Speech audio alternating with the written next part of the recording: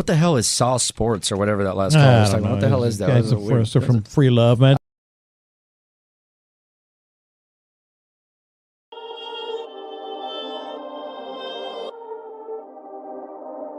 North side, south side, east side, west side. Perfect. It's the sauce, ho. You know what the fuck it is. From the east to the west, gotta represent. From the north to the south, gotta represent. They try to steal the sauce, but they ain't got the fresh ingredients. I know the round table, the real round table. Anything else, bitch, that's just an imitation. Shout out Wide, shout out Wink. What up, Tenny? What up, Ray Ray? What up, Spitz? 10 toes down since the beginning. If I miss you, I ain't dish you.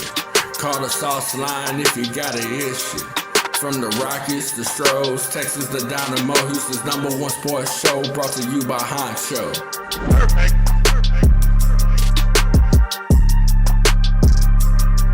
North side, south side, east side, west side. It's the sauce, ho. You know what the fuck it is. From the east to the west, gotta represent. From the north to the south, gotta represent. They try to steal the sauce, but they ain't got the fresh ingredients. I know the round table, the real round table. Anything else, bitch, that's just an imitation. Shout out Wide, shout out Wink. What up, Tenny? What up, Ray Ray? What up, Spitz? 10 toes down since the beginning. If I miss you, I ain't dish you. Call the sauce line if you got an issue.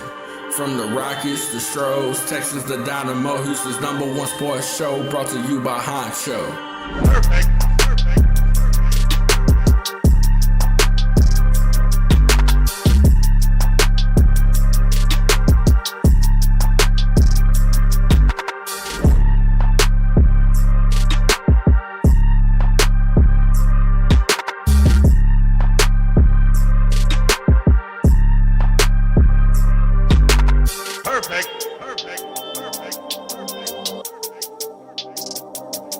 North side, south side, east side, west side.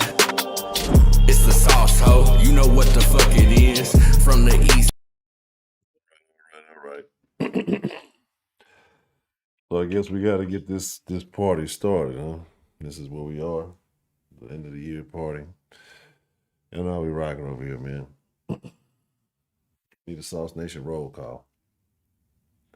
If you are from the greater Houston area, shout out to your side with pride. If you're not from the greater Houston area, you may, for whatever particular reason, be from the Baltimore area tonight. And if you are, I guess I must say it, you know, in the spirit of good sportsmanship, right? In the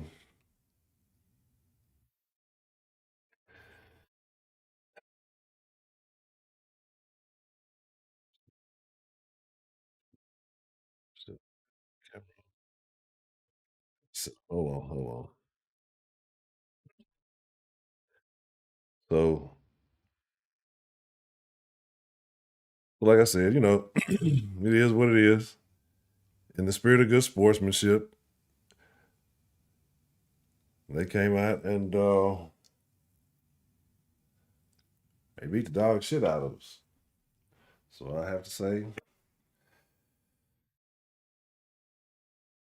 Baltimore Ravens and your fans, man, fuck y'all. This Houston. We don't give a fuck about y'all. Fuck that raggedy ass game. Fuck Lamar. He did everything I said that bitch was gonna do. The only way he could fucking do some shit was run. That little one-trick pony. That nigga ain't gonna make. He a fake MVP. I ain't trying to hear all that mark ass shit and all that fake ass shit. You still ain't proved me wrong. I said that nigga can't throw. I said all he was some legs. The only way he was gaining any fucking yards was with his goddamn legs. Miss me with that bullshit, man. Ain't nobody trying to hear that shit. Fuck that shit. I don't give a damn about none of that shit. They was letting y'all get away with them hoe assholes all game. You know what I'm saying? Look, I ain't even gonna put it on the refs. The Texans ain't show up and do what they were supposed to. You know, it was some shenanigans and tomfoolery. We're gonna get into that. Like I said, if you are from the greater Houston area, shout out to Side with Pride, right? At least we don't live in Baltimore, right? At least we got that. At least we got that tonight. We were undisciplined. We were not prepared. We that's that Texans kryptonite, the goddamn divisional, right? I ain't going out like no hoe tonight. Fuck that. Fuck that. I don't know what y'all came here to see, but you're not going to get it from me. Now, if you want the logical, if you want a rational, if you want a practical breakdown and an assessment of the game, what you need to go do is go check out my fellow South Sports partner Spitz, because he's going to be going live. He ain't live already, because he's going to give you a rational breakdown. What I'm going to give you is two big black middle fingers from Houston. I tell you, I don't give a shit about this game. Still a running back. Anyway, shout out to all the 10 Toes Texans fans, because if you are a 10 Toes Texan, you get to partake in something I've been saying for a while now. I've been telling you it's house money honcho, right? House money season. They said I'm not buying into that. You don't have to buy into it to partake into it, because there's a good and some bad. We're gonna talk about that. You know, Wise is a funny motherfucker. I'm gonna be honest, I talk a lot of shit about Jags fans. I talk a lot of shit about Browns fans. Now, y'all can say it's the coats, y'all can say it's the weather. I mean, y'all can say whatever. But the fucking Ravens fans might have the ugliest females in the game.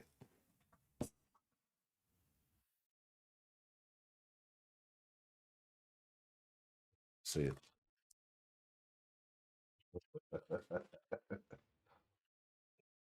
All right. Let's get it, big dog. We got dues to pay. We got things to say. I don't like you niggas tonight. I don't like you niggas at all tonight. I don't want to hear that shit. We're going to open up the sauce line. We're going to take calls. All that good shit. Ravens fan podcast. I already appreciate the super solid super chat. Love said good game, bro. I'll beat the dog shit out of it. I mean, it ain't that. I feel like a Cleveland Browns fan did last week when we beat their ass. Like, that's how I feel right now. There's levels to this shit, bro. And right now, as a Texans fan, you know, I can give you some dope. I can give you some coke. If you remember it, that dropped them pipes in the chat, look, because we're going to have to hit the pipe tonight. Because, look, we'll mope about it tomorrow. We'll deal with the hangover tomorrow. Because, look, we're going to talk about the good. We're going to have to take them blows, right? We're going to take them contusions because motherfuckers put a bruise on him, regardless of how they got it, regardless if he got it with his legs, regardless if he got it with his arm. But again, like I said, it was a similar situation. It was a similar situation to Taylor, I told you. Left, do it right, do it left, do it right, do it. Appreciate it. I can't do it with my other hand. But we're gonna deal with it, man. Woo!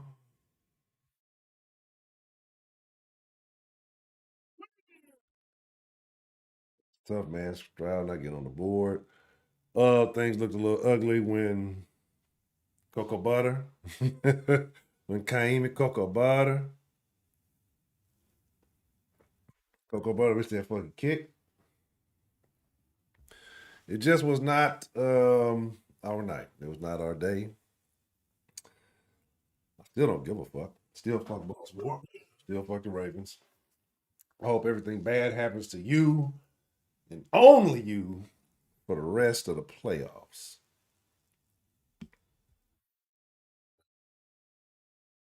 Somebody know people in Baltimore don't know how to celebrate. Y'all better check them bandos tonight. Y'all might find some extra bodies.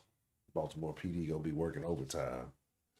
Well, let's get into it, man. I mean, there's usually we talk about the good, the bad, the ugly. Ain't no good, no bad, or ugly. Well, there's plenty. I'm lying. It's bad and ugly. It's bad and terribly ugly. Look, you know how you lose game without do it right, do it left, do it right, do it. So, man, look, see, this is kicking Kaimi conundrum. Look, I'm gonna tell y'all right here. Y'all heard it first. The kicking Kaimi conundrum, right? And this is the thing. People be giving you flack about it, like, because there has been a divide in the sauce and the round table. There's been a division amongst the round table, a real division amongst the round table about Kaimi Fairbairn. You have one side that loves Kaimi, you have one side that says Kaimi is not it. Because it seems like in the clutch situations, damn it, Kaimi. What the fuck, man? Who applied Kaimi's cocoa butter? Right? So it's a situation, man, where it's like, bro, and as Kaimi's leg goes, the team goes. That motherfucker making, we gonna win. That motherfucker ain't making, well, it's a wrap. But this is how you knew it was over for the Texans on some real shit. If you've been a Texans fan all season, right? Well, hopefully longer than that. But the deprogress of Petrie, right? And it looked like he almost had him one, and then it wasn't there. It's like, oops, you gotta be a little quicker than that. But it was just, you got a lot of questions. But again, here's the beautiful thing: if you're a Texas fan, we got a lot of questions. But moving into this offseason, we got money to spend. We got our quarterback. Just got to fill in a few pieces. Excuse me. So I'm not worried about that, right? But we got to talk about what's wrong. So we'll get into that. We just deal with tonight. Let's just get this shit over with. We all got to suffer together. So we're gonna talk about left, do it right, do it left, do it right, do it. Y'all got me. I don't want to squabble. I'm not that kind of squabble, right? What is this shit? Hold on, what's going on with this damn chat? No. So let me hold on, my bad. Shout out to HT Jason, said they played great throughout the season, was really holding them back to inexperience. I'm not mad, but we'll be back. Absolutely. Shout out to Ravens Fan Podcast with a good game, bro. Marie, appreciate the super sauce and super chat love. Big guy, appreciate the super sauce and super chat love. Gabe wrong. So y'all act like King Mouse is this game.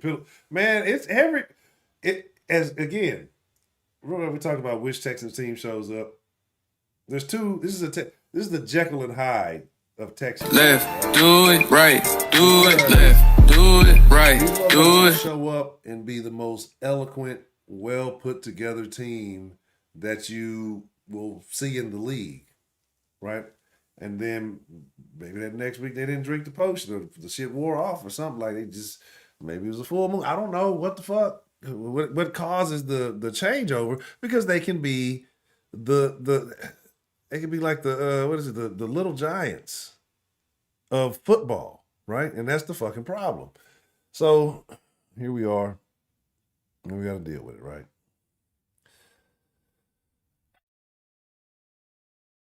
What y'all want me to say is that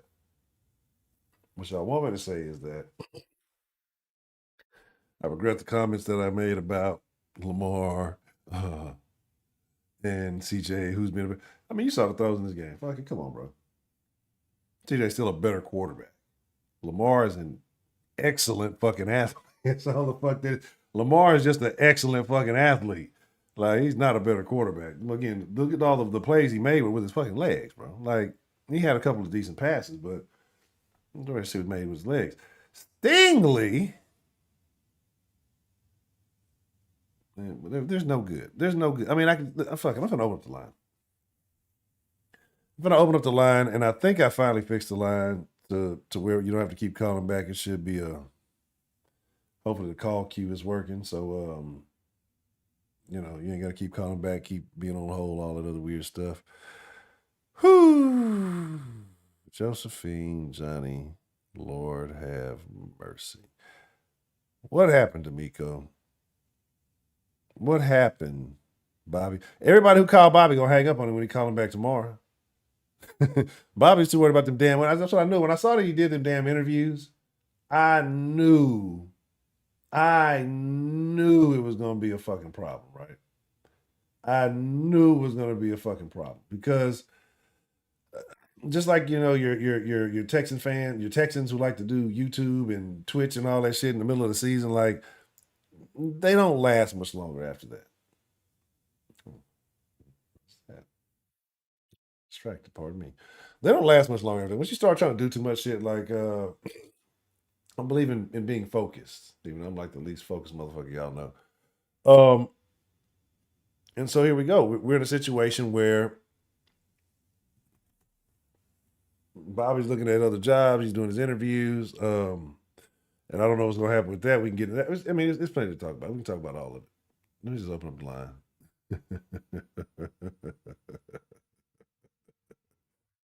No News Podcast. Appreciate the super saucy super chat. Love need the Dave Chappelle. Damn, I fucked up clip. My prognostication was a little bit off.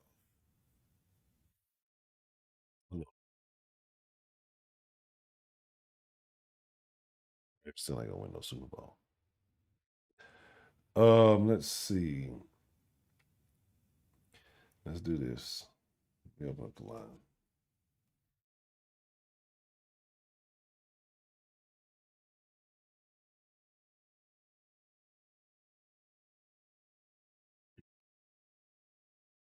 I don't like y'all at all today.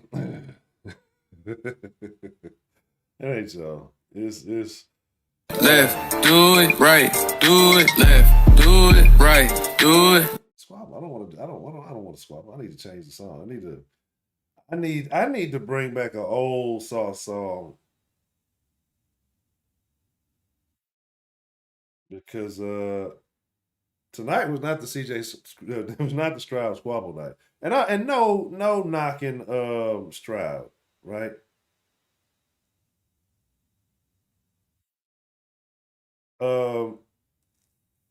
It was not his night. Can't win them all, right? You can win most of them, but you just can't win them all. It just wasn't there.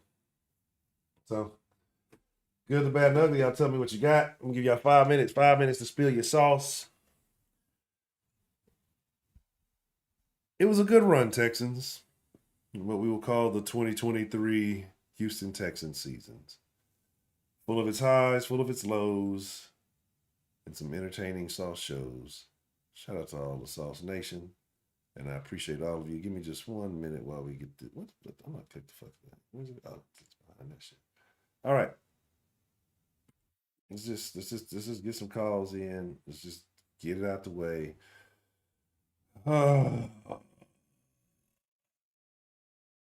It just says that CJ was good. It wasn't on CJ. CJ, come on, man. Like, we can talk about Tunsil. We can talk about everybody. Like, you can literally put all of the Houston Texans roster, active roster today. Put it like in put it on a piece of paper, draw a bunch of names, crinkle it up, throw it in a bowl, right? Throw it in a bowl. Pick three. And you can pick any three to be your, I wouldn't call you good, bad, or ugly, because there's no good. So you're bad, ugly. Pick any two, and all of the names will fit.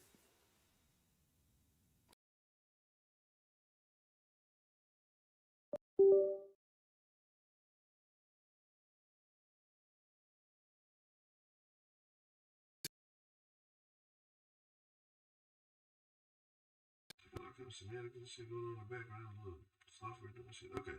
All right. I'm not looking forward to this. This is growth therapy for Texans. This is toxic Texans therapy. Is terrible. Again, if you're looking for analysis and then breakdown, you can go highlight Spitz because Spitz is going live. This one is coming live, let the people spill like sauce. And then I'm gonna cry in the corner alone. For the rest of the evening, me and the tequila. We're just gonna drink our sorrows. You know what? I'm gonna cry in the corner. I want to go play my Xbox. I haven't played my Xbox in a long time, man. I feel like okay. Left, do it right, do it left, do it right, do it. Appreciate the super chat, love Delta Sierra and Herb Daddy the Don. So to make a better figure out how to stop mobile QBs, consider AR-15 as our division. Also, the tackling has been horrendous. I think we're ranked last. They were not swarming tonight. They were buzzing. They were buzzing about cautiously. They were not swarming. There was not a swarm today, right? See the fucking shit. Y'all can't hear it? See, that's what I'm saying. Hold on. Let me see what this shit did. Hold on 1 second. I knew something happened because the fucking software went out. I got all weird. Hold on. Left, do it right, do it left, do it right, do it. What the fuck is going on?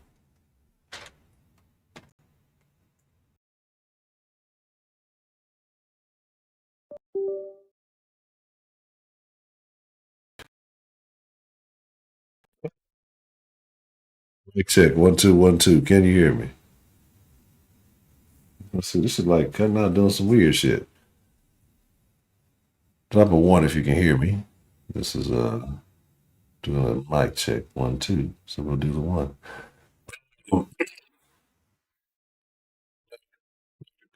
Excellent. Thank you. Thank you all. Doc was saying, I'm bad everything else if I miss you. Like I said, we can put anything in the hat, but we can pick anybody's name out of the hat. Talk about how bad they've been. And it's another thing, like, I believe this game, say there's levels to this shit. And this is an excellent test, right? I think CJ's a guy who learns from the test that he has. Right? And he figures out a way to try to overcome those things. That's how I feel. But that's what I see, like I see. This is also a test for D'Amico. It's a little bit whether he's with us or not after this season. I don't think it's neither here nor there. Is the camera? See, look at the camera getting went on. Look, see, everything like started glitching out on me. I gotta figure out what the fuck is going on. Everything started getting weird on me. Hold on. Let me find out what the fuck is going on. It's just a situation where it's a learning experience, right? Now you know what it takes. That what it's going to take for that next step. You got to look at what CJ did in his rookie year. CJ did everything the Texans have ever done, basically in his rookie year. And that's not the standard to set. The talent that was around him after, you know, how everybody has allegedly, you know, decided that it's super talent. Tank, I give Tank his due because again, in his rookie year, what he was doing was outstanding. Let me see what the fuck the camera's doing it. But you know, Nico come into his hand. But you got little receivers, you got guys who have been kind of cast off from other teams. And what he was able to do in year one was take you as far as the taking they've ever got.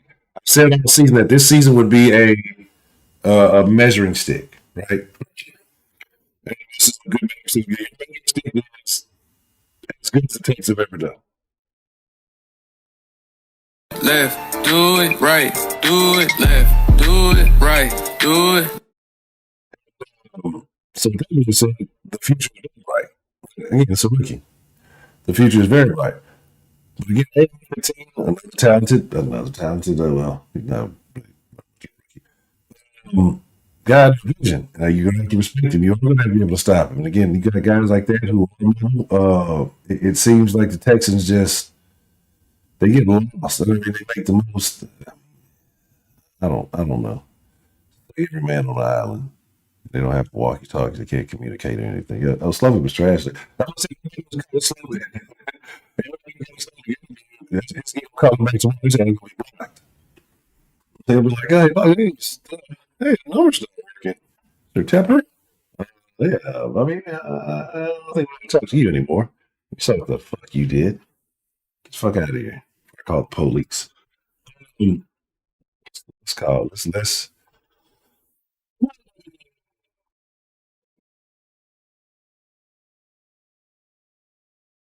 Terrible. This is fucking terrible.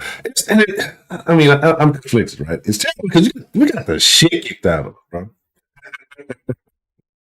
We got the shit kicked out of it. But rookie season, over expectations. We can cope, we can console, we can do all that good shit.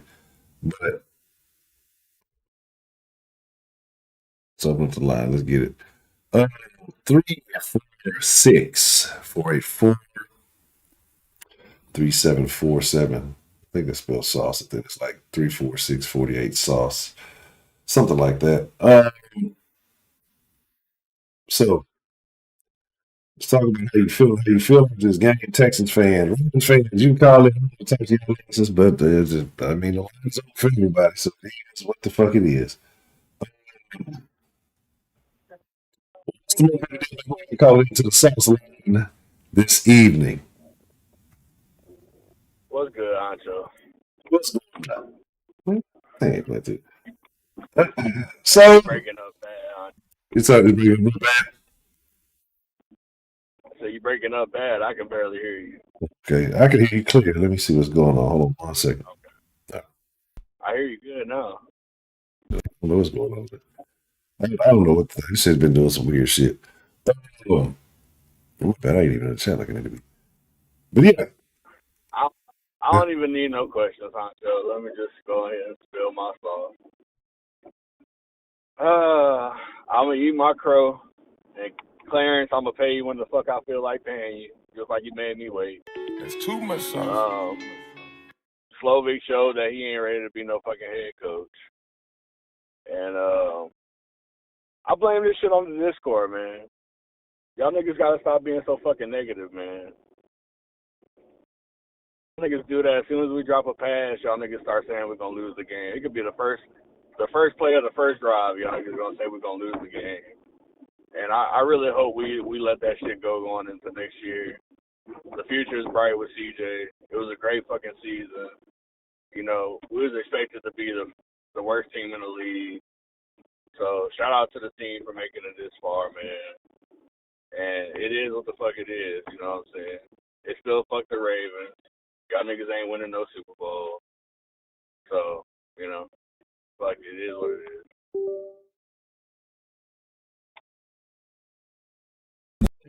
I'm trying to. They saying the shit is chopping up still, so I'm trying to see what it is. But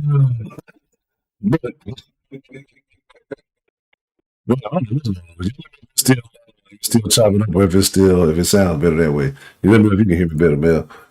But yeah, I mean, He's still choppy as hell, bro. Okay. If it's fucked up, ain't nobody gonna listen. Can't hear nothing. So give me let me do this. I'm in the call real quick. I'm gonna put the screen on a little whole screen real quick. Check my little sources and then bring it back. All right. Huh? I hear you good now. About y'all in the chat. I'm trying to figure out if it's the mic or if it's the damn thing. It's the mic. Okay. No, I think it's the mic. See, that's the crazy thing. 'Cause I ain't really doing nothing but that. I'm trying to see why it's catching in and out. But either way, it is what it is. So the when I speak up is cut out. I might have a gain cut. Let me see something. I haven't seen that. Let me check this.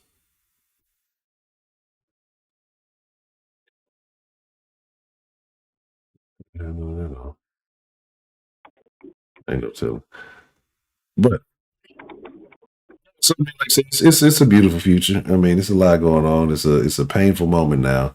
I think that we do the Texans expect them to let go of their old ways. We got to let go of some of our old ways. But one of the bad stuff that did happen, if you were to point out the two worst elements of this game, what would you say that was? I said it all week, didn't I? Didn't I say they couldn't do like they did against the Browns and have those mistakes in the first half? And that's exactly what they fucking did. They came out dropping balls. They came out not capitalizing on situations that have put us in the red zone. Dalton Schultz dropped a key pass. You know, CJ wasn't playing like himself in the first half either. And the defense played up to par in the first half. You know, they kept it a close game. We went in the half 10-10. You really can't ask for more. Kaimi got to make that fucking kick, you know, at the end of the half. But we can't put it on him. We just got to execute better overall. Make the goddamn kicks. Like, goddamn, make the damn kick. Yeah, he got to make that kick, especially when I had him making over 1.5 fucking kicks on my prize picks. So fuck Kaimi for that. But you know, it is what it is. I predicted 34 for one team. I guess I just predicted it for the wrong fucking team. I got to get better at reading the crystal ball. You know what I'm saying? Yeah, I mean, so we can see of a new regime. I can't be too mad. I mean, can't be too happy about it either. I ain't giving y'all niggas no good game. Fuck y'all. I hope y'all fucking team bus catch a flat. You know what I'm saying? On the way to wherever. So that's Texas need to be looking at. I'm looking forward to the most. So now it's chopping back up again. That's hard to tell. They just got to do. Casero got to do the right thing with the cap space that we got.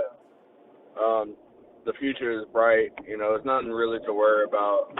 We more than exceeded expectations this year. So it's nothing to hang our hat on, nothing to hang our head about. We had a great fucking season. We won the fucking division.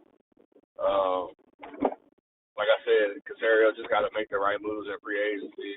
I'm pretty sure there's plenty of players that want to come play with CJ and want to come play on this defense. We got to shore up the secondary. Go get another lockdown corner to pair up with Stingley. I'm a little disappointed in Stingley today, but you know, I'm disappointed in the team overall. We should have bricked, especially in that second half. But the future is bright, and we did way more than we expected this year. You know, like you said, house money honcho. So there's nothing really to be disappointed in. It's sad that the run ended like it did. I wish we would have been at least made it. I wish we would have at least made it a competitive game. Yeah. But you know, the cards how they feel. Down. What's that? So the main thing in that beatdown, very one-sided, if you would. Yeah, it was one-sided. But you know, it's a reality check. We gotta, like I said, we gotta make the right moves in the off season. But I really implore this fan base to stop being so fucking negative, man. Like, I've never seen another fan base like this in my fucking life.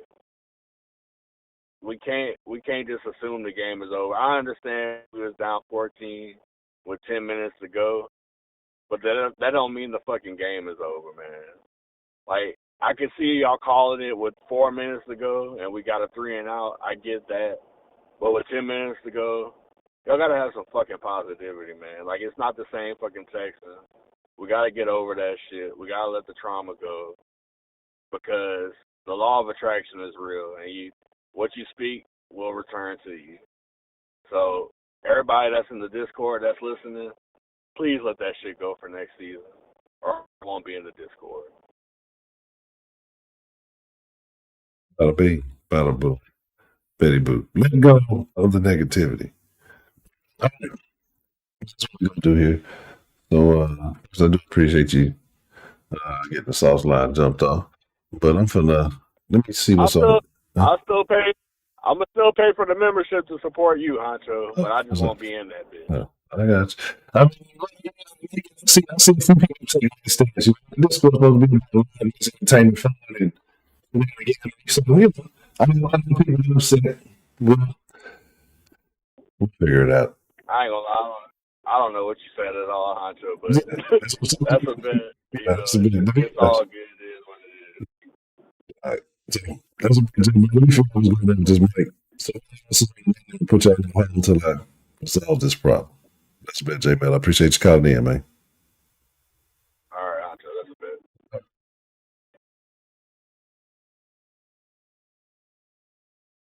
bit.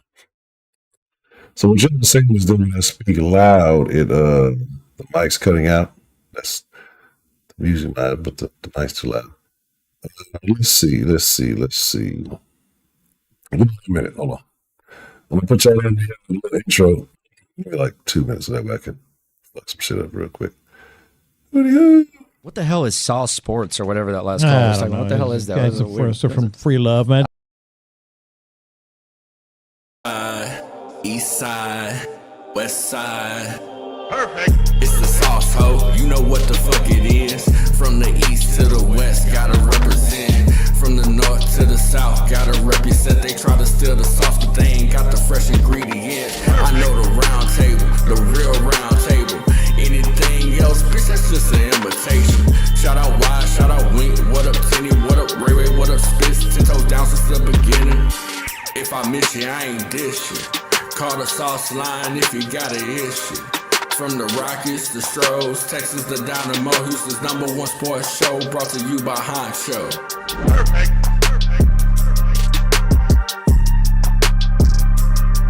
North side, south side, east side, west side.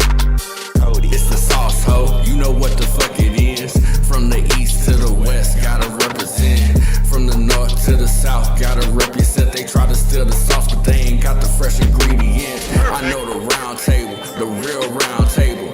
Anything else, bitch, that's just an imitation. Shout out Wide, shout out Wink. What up, Tenny? What up, Ray Ray? What up, Spitz? 10 toes down since the beginning. If I miss you, I ain't dish you. Call the sauce line if you got an issue. From the Rockies, the Stroud, Texas, the Dynamo, Houston's #1 sports show, brought to you by Honcho. Perfect.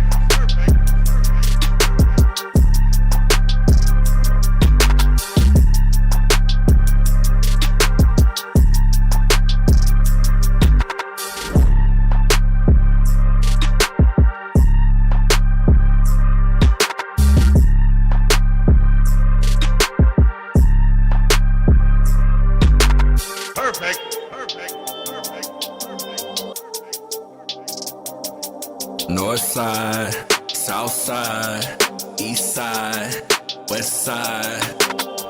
It's the sauce, ho. You know what the fuck it is. From the east to the west, gotta represent. From the north to the south, gotta represent. They try to steal the sauce, but they ain't got the fresh ingredients. I know the round table, the real round table. Anything else, bitch, that's just an imitation. Shout out Wide, shout out Wink. What up, Tenny? What up, Ray Ray? What up, Spitz? 10 toes down since the beginning. If I miss you, I ain't dish you. Call the sauce line if you got an issue. From the Rockies, the Stroud, Texas, the Dynamo, Houston's #1 sports show, brought to you by Honcho. Perfect. Perfect. Perfect.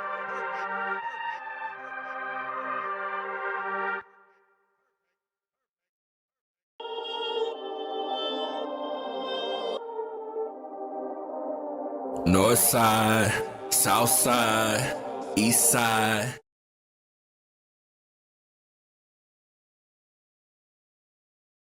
Are we still having some choppy issues?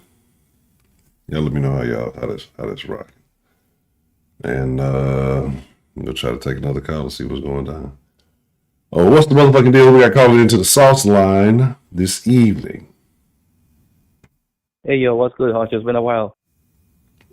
Hold on. You know who that is? I don't know. It's been a minute. I can't. Remind me who it is, man. Is it football?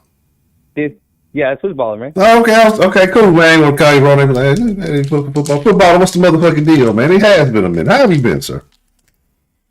I've been all right, dealing with some personal stuff, but we up. That's what it matters at the end. Yeah. Okay. So, footballer, I need you to talk to me, man. Is this the same old Texans? Well, I will say, obviously, there's a difference with D'Amico and CJ, so completely different from what we had with OB, obviously. But, I feel like there's still something in there that we could have done better to at least make it competitive. For at least today. Okay. What do you think was the worst aspect of today's game? Definitely, you got to start with Bobby Slowick. I feel like he did not take the game tonight seriously, doing all these interviews with the goddamn Titans and the Falcons. Like, the Texans also could have told him, hey, he's off limits. You can talk to him after the season ends, not now. I'm like, seriously? It's like he never had real commitment to the team. Yeah, I do feel like that, his mind was kind of in a different place. You can't serve two masters, so finish your one commitment, Exactly. Get your one contract and then do your next thing. How did you feel about CJ's play this evening? Well, I think he did what he could. Like, some people are always going to switch up and say he was a fraud and all this BS and compare him to, like, other QBs that weren't as successful and they just had, like, a good start, like Dak Prescott, for example. You know how it is. But, no, CJ did what he could, and he just couldn't overcome how good the Ravens defense and how Bobby Slow did not help him enough with, the blocking assignments and, the receiving injuries. So it was just so many factors against CJ. I'm not going to be anything against him or not. Okay. Mm-hmm. Do you feel like the receiving core as a whole could have done better?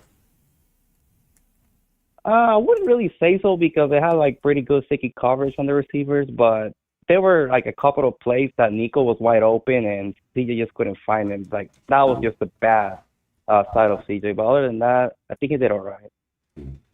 And what would you say about the offensive line this evening?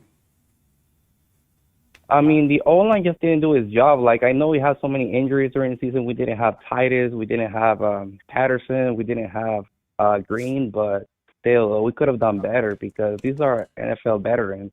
Like, they've been here for a while. The blocking assignments were so goddamn weak, especially from George Fant. Oh, man, Fant. How do you feel about, at this point in Hunsel's career, do the number of offsides that he gets, does that bother you? Oh, of course it does, because shit, we gave out like 2 first-round picks, obviously with Bill O'Brien, but still, we gave him like, I believe, the largest contract in NFL history for an offensive lineman. But this guy has freaking offensive penalties, like, disease. Like, he just keeps on doing it over and over again. It's just so annoying. I feel like we got to make a decision on this guy soon. Like, either try to shop him around, and if you don't get anything, then I guess you just got to wait until his contract ends up, because we cannot be doing this.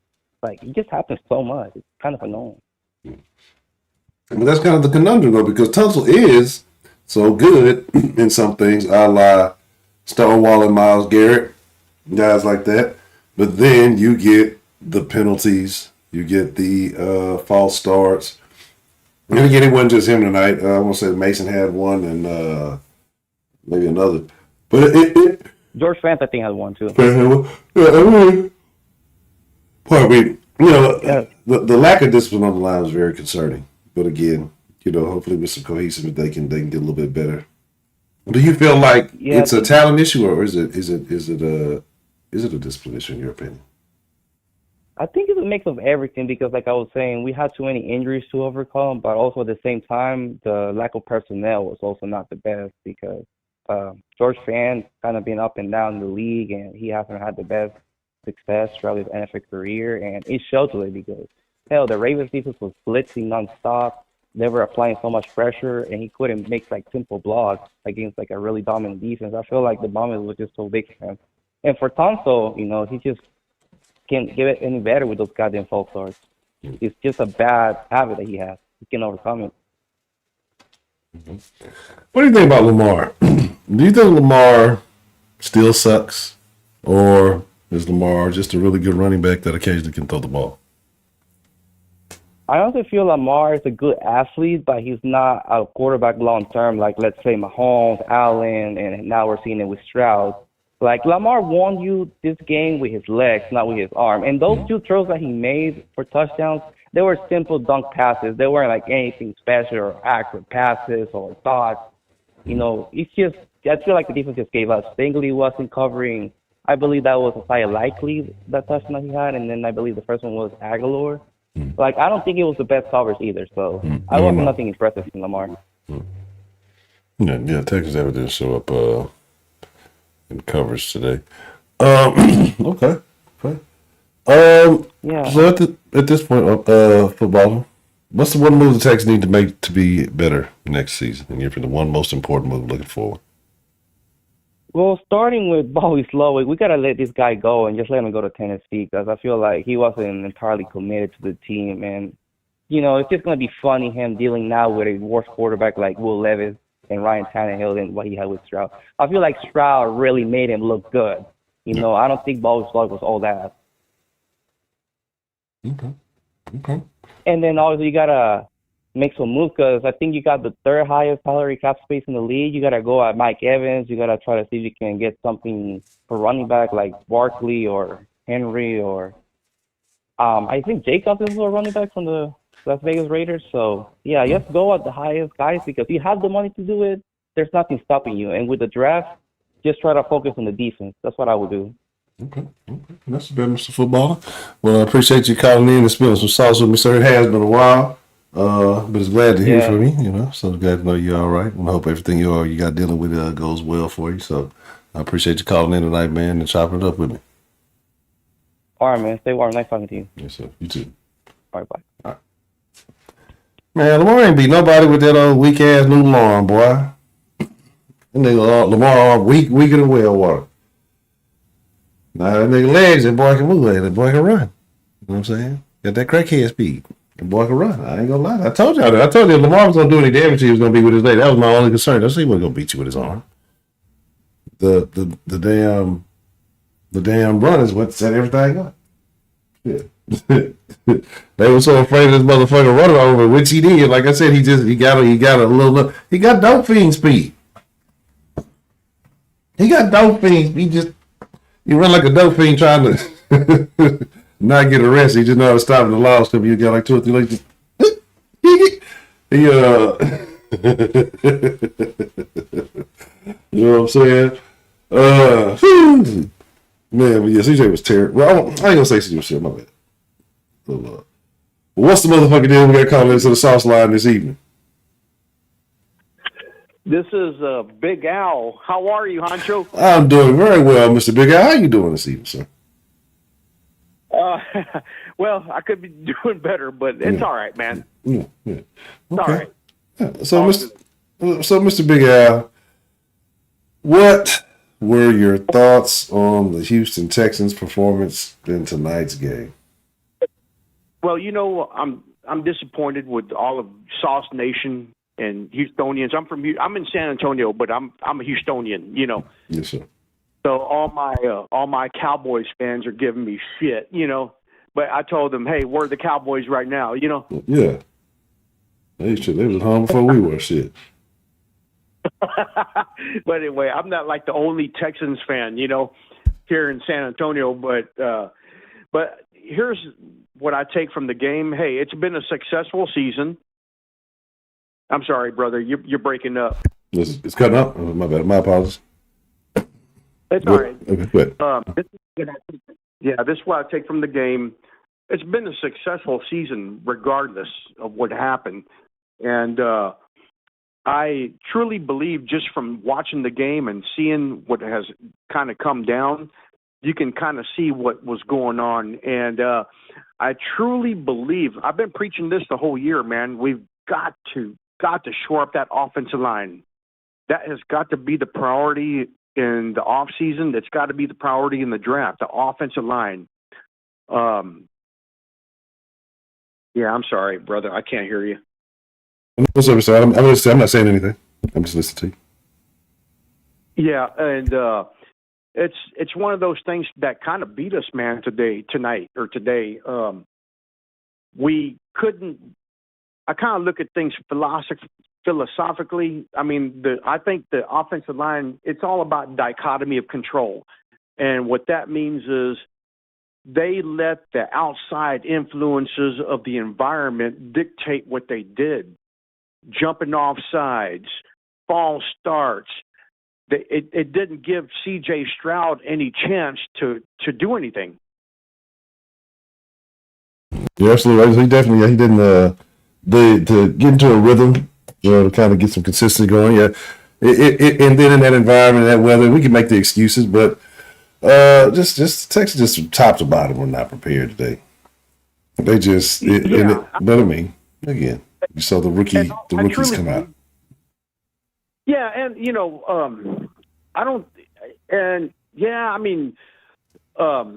D'Amico, great. He's going to be fantastic for us for years to come. I love him, man.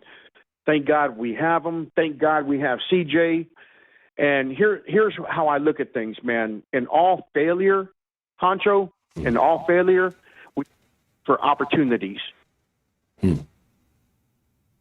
in all failure, we have to look for opportunities. Yes, sir. I agree. And the opportunity is in the draft. We have to have an identity, and the identity has to be running that ball with a great offensive line. We can't have CJ back there throwing 95% of the time. We got to protect him, man. You know, I mean, I saw that coming. I mean, granted, the Ravens, I give them credit. They got a great defense, you know. They took. Yeah.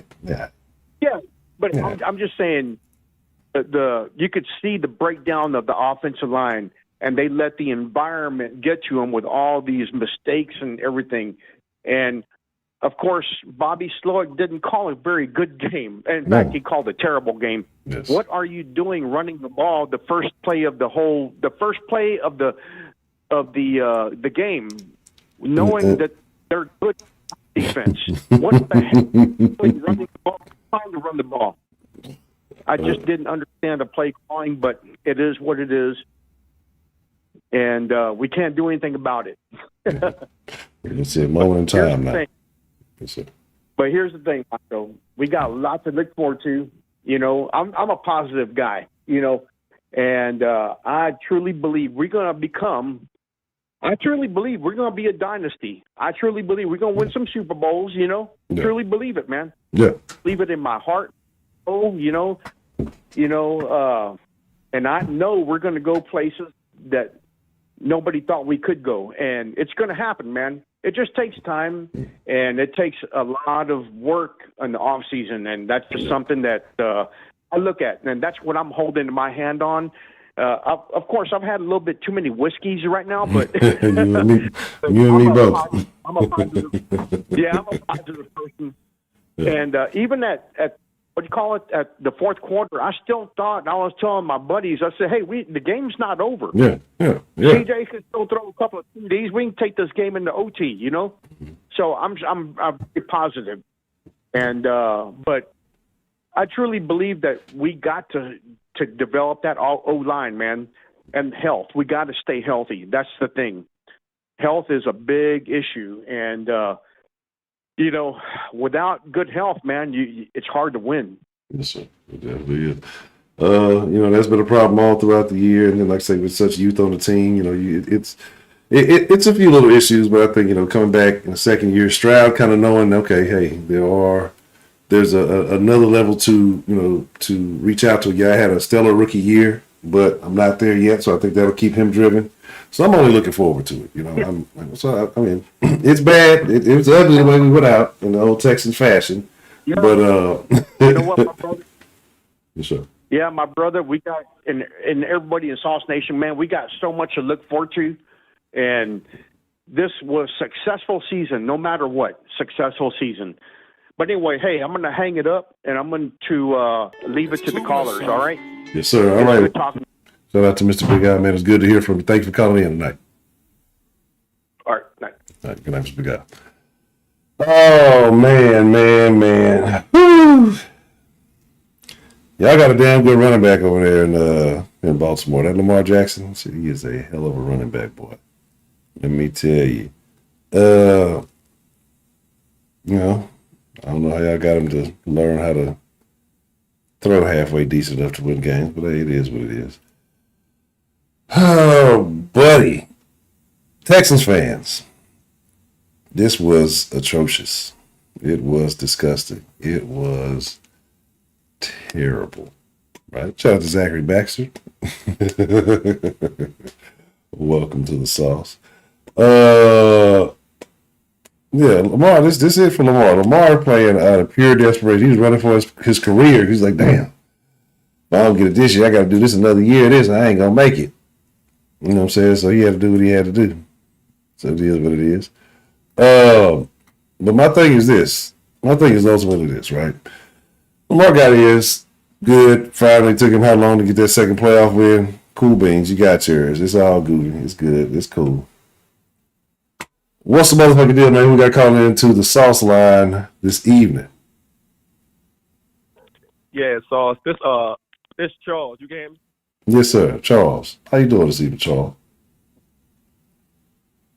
Hey, how you doing today, though? No, shout out to your channel though. Anyway, though. Okay. All right. Hold on 1 second. Cut hold here. All right, Mr. Charles, what's on your mind, man? How you feel about this game that took place this evening?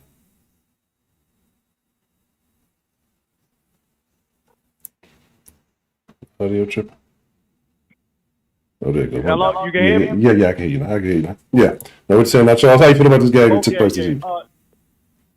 Yeah, shout out to your channel anyway, though. You know, besides all the football aspect. Mm-hmm. Okay. So how you feel? I mean, were you rooting for the Texans? You rooting for the Ravens? How you feel about the outcome of this game, man? Nah, I'm rooting for the Ravens, but you know y'all played a good game. But I don't know why you was talking trash all week. Oh no, because we didn't play a game. We played a terrible game. We played a god awful game. Yeah, and honestly, if you want to be real about it, I don't really feel like y'all beat us. We beat ourselves. We really stabbed ourselves with the penalties and shit like that. Yeah, not catching ball, Dawson Schultz leaving a lot of wide open shit. So yeah. So I would give y'all the more disciplined team. Yeah. Say it again. I say that I would say y'all were the more disciplined team. That's why y'all came out with the outcome that y'all had tonight. But I don't feel like y'all was just that far ahead of us talent wise. I can agree with that, though. I was at the game. It was cold as hell, but it was like they was jumping. They was too jumpy. They was too jumpy. You know, as far as like the plays in the game. So, you know, that was kind of like the problem. Like, you know, he kind of played decent though. He played decent for a rookie quarterback, no hands down. I don't know why people outside of Baltimore think that Baltimore people think CJ is trash. That's a lie. I wish the Ravens could have got CJ. You know, who wouldn't want that? We don't think that, but you can't tell me that you thought y'all was going to score and he didn't score in the last game. Absolutely. Come on, man. Come on, man. Like, it was several opportunities. I'm saying, come on. Sauce, keep it real, Sauce. If that was Mahomes, if that was any other person other than Lamar playing, you know that we wouldn't be having a conversation of, oh, can he throw? Can he run? Y'all quarterback is one-dimensional. The Ravens made him one-dimensional. He can't scramble. Okay. All his passes was to the sideline, left and right. Mm-hmm. All the passes was like left and right. He really couldn't get in a rhythm because the rush. It was mainly the rush. The rush up the middle stopped him from completing a lot of passes downfield. Well, shit, but it was a lot of passes that he had that should have been completed. That receiver was just dropping. I mean, like I say, it was a good bit on CJ, but yeah, boys they weren't playing their role either. So, you know, but I feel, you know. Y'all tight end Dalton Schultz, I thought when he went, because I play fantasy, so I thought when he went on y'all team, he would get more yards, but the first time we played, he ain't get nothing. Yeah. You know what I mean? Just on some real, just keeping it real, he didn't really get no yards. And today, he was wide open, dropping passes. That was a key play. That stopped the momentum. Mm-hmm. That kind of took the momentum away from y'all side. Like, you know what I mean? And your tackles, y'all tackles is horrible. They horrible. They could not block. They kept jumping up. They kept jumping off sides. Even the calls that they didn't call, it was either going to be a holding penalty or a false start. Yeah, they played till they say it ain't nothing good to be said about it. Everybody played like ass today. And so, but you really got some teaching tape on the entire roster. Okay.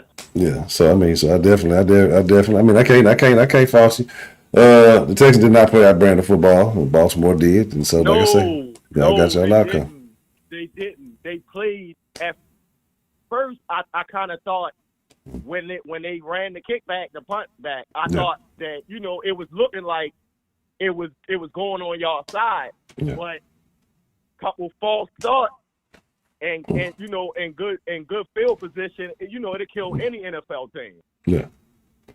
The false starts and that missed kick. That missed kick was a huge missed kick because I think that it would have just it would have kept a little bit more hope alive later. Whenever even if they weren't, or that would have kept the momentum going at least because you put some points on the board. But yeah, it was quite a bit. Like I say, everybody, it's a little bit from everybody, man. Yeah, but the penalties were terrible. Yeah. It was a good game. I know nobody, like, people in Baltimore are the same as everybody else. Everybody nervous in a playoff game because it's, everything gets thrown out of the door. No matter who playing on what side, everything is thrown out of the door. Yeah. So it's just basically whatever plays you're going to make that day. We don't think that we're going to beat every team. It's most people outside of Maryland. It got a bad perception, and the average person, they probably never been here. They probably never been out of the coast that they live in. To be honest, you get me. Yeah. We think CJ. We Maryland Terrapins fans too. CJ play Ohio State. That's in the Big Ten. So we seen CJ. So we know how CJ plays. Well, I feel We don't think he's sorry. Nobody said he was sorry. But But you answer me this question though, right? Okay, go for it. What's happening? Yeah, this is a good question though. Now, we played y'all 12. How many times we played y'all? 13 times or 14 times? Well, something like We I think it played was y'all 13. about 12 or 13 times. I Something like think that. like 11-1, and so probably 12-1, something like that now. Yeah. So what made y'all think y'all was gonna beat us today? Oh, because we got a more talented team. We come out there, we can beat y'all. We can beat anybody. Any given Sunday, we can beat anybody. I still stick by my Simpson. I stick by my story. I'm trying to tell you, I feel like the Texans line up with anybody on any given Sunday and play ball. And this just happened to be a Saturday, and it wasn't a Saturday. So that's just what it is. Yeah, you're right. You're absolutely right, though. It was kind of bad. It was kind of like, now the Ravens, the times we played the Texans at the Texans, like they were some hard games we lost against y'all there. Mm-hmm. The games that we played at y'all home stadium, they was always tough games. Yeah. No blowouts. No, it's been no blowouts. None of the games that we played, I think maybe one or two games that we played on in history where the games were like blowouts. They were all close games. Yeah, it's been what I mean? Well, people scored at the end or not. So we didn't think that we was going to blow y'all out. But this is another thing, because I don't want to be long on your station so you can get to other people in. Why people keep complaining about Lamar running, and ever since we got him, right, people outside of Maryland, they would love, and you can't say that, they would love to have Lamar as their starting quarterback. They just don't want to admit it because of what I ain't going to say on the chat. But that's another day. That's another thing. That's a stigma. I'm gonna be honest. My dislike for, I won't say dislike for Lamar himself, because I do respect the way he's come out. I do respect the way he's handled business and things like that in the NFL. I'm just not a fan of play. Right. It's electrifying to watch. It's exciting to watch, but I think that as you get deeper, like when you get in those situations where you get deeper and deeper in the playoffs, teams find ways to figure you out. They have a little bit more time, and so those things can be pinpointed. So I don't think that skill set wins you the big game. It ain't too many guys with that skill set that have just won you the big game. I'm not knocking it. It's interesting to watch. It'll win you games. You know what I'm saying? I don't think nobody. Yeah, and so that's my deal with that. No quarterback with his style have ever. Doug Williams and the other quarterback, they never. They wasn't dual threat. They was just a little they're a little run. Yeah. And so that's my deal. Happened, but yeah, I can get you. I can understand that, and that's the stigma that people got to get out of. People got to get out of wanting the traditional drop back quarterback, because you seen what happened today. The traditional drop back with no scrambling ability gets no scores. That's 8 quarters, that we left, do it right, do it left, do it right, do it. So, and I dig it, but here is the thing with that too, is I feel like there's a lot of high risk, high reward with that. The NFL has changed. The NFL has changed. Linebackers and linemen are way faster than they was 20 years ago. This is not back in the day where the linebackers were big and slow. No, the linebackers are the same speed as the wide receivers now. So which one would you rather have?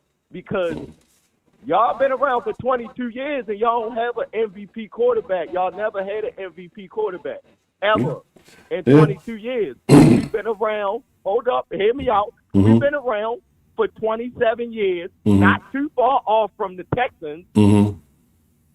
So I don't understand the problem. We have 2 Super Bowls and multiple MVPs and multiple Hall of Famers. You know, y'all had to borrow some of our pieces to get there. You know, so it's all good. You know, y'all had to take a few little pieces to get there. You know what I'm saying? You know what I'm saying? It's all good though. You know, it's all good. We wanted to see him shine, so it's okay. But here's the deal. I mean, but here's the deal. It's been a firm belief, man, in the leadership and the ownership, and we didn't talk about this around there for years. That from the top down, things have changed this year. It's a new culture out here this year, but the Texans for a long time carried a losing culture. Even when they were winning games, it was a losing culture. I think that they've trying to change around and embrace some stuff, and I think that now, and I think a lot of fans are embracing it too. They see something different. But you know, I understand that. I understand that. So, but yeah, and like I said, you know, here's the deal. Outside of any other time, it ain't no real hate for Lamar. It ain't no real beef with the Ravens. Like, but just this week, it's fuck y'all, man. I can't be rocking with it. I can't be sleeping with the enemy, man. You know, it is what it is. So, but you know, any other time, like I say, it's all love. And again, like I said, you know, I've been a fan of Ray Lewis and those defenses in the past. So shit, you know, it is what it is. But here's the deal, man. We have spilled a little bit of sauce. I'm gonna take a couple more calls, but I do appreciate you calling in, repping for the Ravens. You know what I'm saying? So thank you. It's all love, man. I appreciate you letting me on the channel, and you know I support you whether we on the same coast or not. Already, man. That's what's happening. I definitely appreciate that love, man. Thank you for calling in. You take care of yourself, sir. Okay, you too, bro. All right. Shout out. See, look, they ain't all bad, man. They ain't all bad. Most of them bad, but they ain't all bad. You know what I'm saying? Broderick, I don't want to talk to you, bro. If you're on the toilet, do not call in. If Broderick called in from the toilet, you ain't got no wrench in here. You ain't got no wrench in this motherfucker. If you call in from the toilet, I'm gonna take your wrench in it. I ain't gonna do it because it's not a den infraction, right?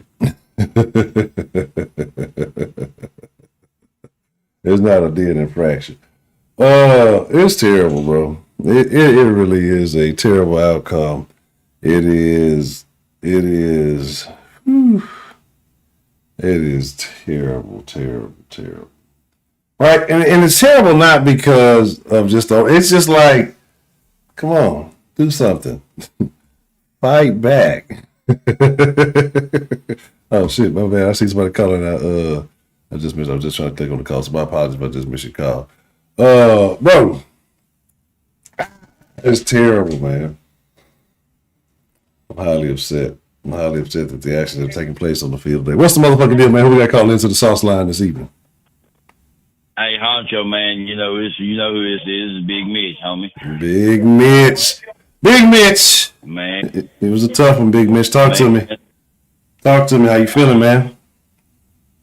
Man, I'm sitting here like I can't be angry, but I'm disappointed, man. Yeah. I'm disappointed. I'm really disappointed.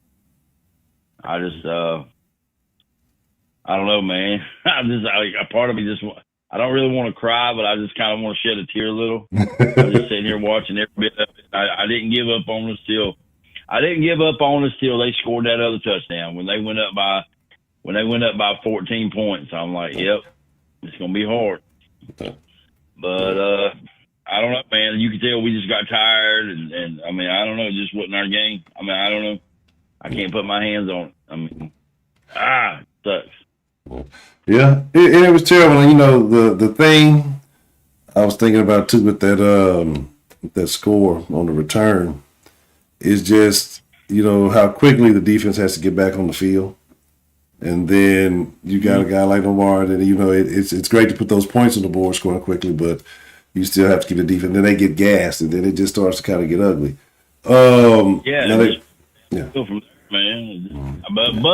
But no, I'm not disappointed. Like, I'm not angry at our season, man. I'm proud we overachieved. Who expected us when we all got together in the pregame sauce, who all expected the Texans and the Sauce family to be here right here tonight and us talking to each other tonight, win or lose? Who saw us here? Like I said, there was a couple folks around who predicted it, who had us with a winning record. I think a couple of folks had us taking the division. They were looking at it, but I think as a fan base as a whole across the board, not many people. You have a lot of people saying the Texans are only going to win 3 games or 4 games. Definitely people who discounted CJ, talking about S2 scores and stupid shit like that. So like I said, overall, the Texans had honestly, you can't complain because this is the best. If you look at it, this is the best season the Texans have ever had, because the best the Texans have ever done is get to divisional and lose. We all know where we was, you know what I mean? Yeah. And some of the bright spots, we got revenge on Massage Watson and the Cleveland Browns. Yeah. And I got all, like I said, these Dallas Cowboy fans up my way here in Carolina, because them morons are everywhere. Oh, man. But they're all giving me shit, and I'm like, look, y'all lost to a 7th seed at your place. We lost to a number 1 seed on the road. We won our home playoff game, you bastard. Right. Exactly. So put that in your pipe, smoke it, motherfuckers. Yeah. They just mad 'cause we're a Texas team now. Everybody knows the Cowboys are fraud. The Texans have taken over that mantle. So I don't know if you saw our opponents for next year, because I'm already going into next season mode now. Oh yeah. I can't wait to go into Dallas and beat the teetotal fuck out of the Dallas Cowboys. Oh yeah, absolutely. Yeah, and it's always a good season when we beat the Cowboys. Yeah, we're gonna bring that governor's cup back home. Yes, sir. But anyway, I'm just God. So Mr. Bennett, just looking at all of it, if you were to pick the 2 worst things that stood out to you this game, what were they? Kaimi missing the field goal, which killed our momentum, because I thought we had a lot of momentum going into halftime, other than the missed field goal. And the other thing is, I think we finally saw some of our offensive and defensive flaws kind of come through more so today than they have. I think that was a bad thing. Like, I don't know if it was just play calling, players' lack of effort, pre-snap penalties. It's just maybe you saw that young team mentality come out finally. But Kaimi missing that field goal had to be the first and foremost, and CJ couldn't get it going. I mean, I don't know what it was. It's almost like I said, his rookiness maybe come out a little bit tonight. Which it hadn't. But in the end, he's a rookie. At the end of the day, he was a rookie, because he ain't now. That season's over. Yeah. But he was a rookie. And that, to me, that's what happened. Our flaws finally came out more so than probably they have been here lately. I think, with CJ. I'm not going to say those games without CJ, and then that Panther game, which I witnessed firsthand, was a motherfucking fluke. But anyway, I don't even want to go there. I ain't going to talk about it. I have not seen our damn team win in that damn stadium here in Charlotte but one motherfucking time, and that was in 2007, and Matt Shaw was our quarterback. Oh, man. Oh, man. Other than that, every time I've seen them play up here in Charlotte. Yeah. And I've been to every game that we played in Charlotte. But anyway, that was the 2 things. I think Kaimi missing the field goal to me was the worst, because it killed like it just like you said, somebody ripped that cocoa butter on his ass a little bit too heavy tonight, made his hip too heavy. Yeah, Kaimi, I don't know, man. Like, and the thing is, you got to kind of weird spot with guys like Kaimi, because he's a good kicker. I mean, statistically, one of the better kickers in the league. But it's the moment he misses that is so frustrating. That's what I was going to say. But one thing I am going to say, and this is my mark my motherfucking words going into the off-season edition, is we need to mark my motherfucking words. We need to get rid of Damian Pierce. And I hate to say that because he was so promising. He just does not fit into our offensive scheme. It's true. I hate to say it because, I agree with you. I agree with you. You hate to say what? I said I hate to say what? I said I hate to say it, but I have to agree with you. You know, and I was trying to ride with Pierce. You know, hey, you know, because I like the way he runs. He runs angry, runs aggressive, but it's just not like you said, it's not a fit. It's not that he's not talented. It's just it's not a fit. And when I said it tonight, I finally said, okay, it's a done deal. When he got the ball on kickoff and he fumbled the motherfucker and got lucky, he got the damn thing back. I'm like, yeah, he's done. Yeah. Yeah, there's a wrap. But, man. you know, we're still AFC South champions. Can't no motherfuckers take that away from us. And we won our home playoff game. And I know, and I love how they showed that little fucking stat of our, the Texans are the only team not to play in the championship game. You know what?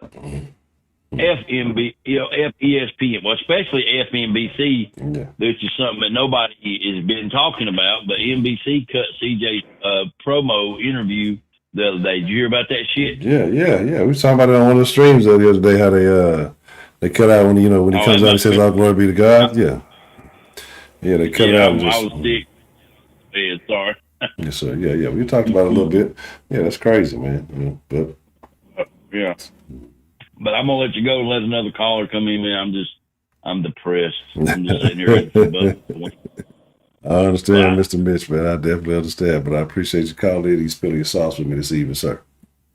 But yeah, I look forward to spilling some more sauce with you throughout the off season and see where we go from here, man. The stars is bright in Houston. We can't go nowhere but up.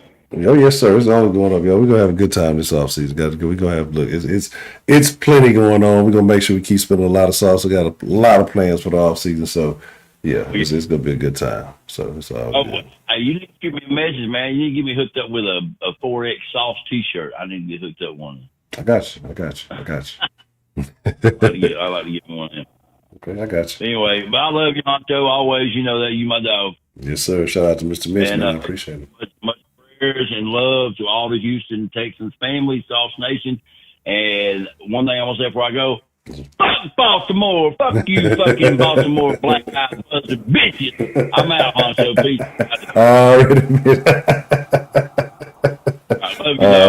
Shout out to Big Lady too, man. Appreciate you calling in, spilling your sauce with me this evening. Already. Yes, sir. Shout out to Bitch, man. You heard the man. Look, y'all whooped our ass. We don't give a fuck. We still talking shit. We like the little short motherfucker who always want to talk shit. He gets his ass whooped all the time. We're going to keep on fighting. But we ain't getting our ass whooped all the time no more. You know what I'm saying? This is the last time. No more. We finna go train. We go get some classes. We go take some self-defense classes. We ain't taking these ass whoopings, though. We tired of getting beat, Ike. We tired of getting beat, Ike. Thought the Savvy Harris with Super Chat Love, but said Bobby Slovic play caller was trash. And Jay Rabbit said, I take back nothing I said Wednesday. And Jay Mill said, I'm about to repeat fucking Friday to ease my pain. Hey, man, look, I'm not going to lie to y'all, right? I'm not going to lie to y'all. I might have should have dialed back a little bit before I got on the stream. Because we go see how long we make it. I'm trying not to take no more shots. What's the motherfucking deal? We got called into the sauce line this evening. Yo, what's the motherfucking deal, man? It's TD, baby. TD! Talk to me, man, TD. What's up? What's on your mind, man? How you feeling about this one, man? Man, honestly, bro, and I'm not mad, bro. And all the real Texans fans shouldn't feel mad neither, bro. This is, like I told you in the beginning, bro, this was progression. Left, do it, right, do it, left, even though, like, do it, right, I didn't like the fact that we lost in the fashion that we did, bro. But at the same time, bro, our future is much brighter than that. So I'm not mad, bro. Like, you know, it was self-inflicted wounds. It ain't nothing that they really just did to put us out of the game, my nigga. Yeah. You know, you know, and shout out to the Ravens fans, bro, because I was listening on that shit. And, you know, like, niggas was, you know, they was popping their shit, bro, but I can't be mad, bro. Yeah.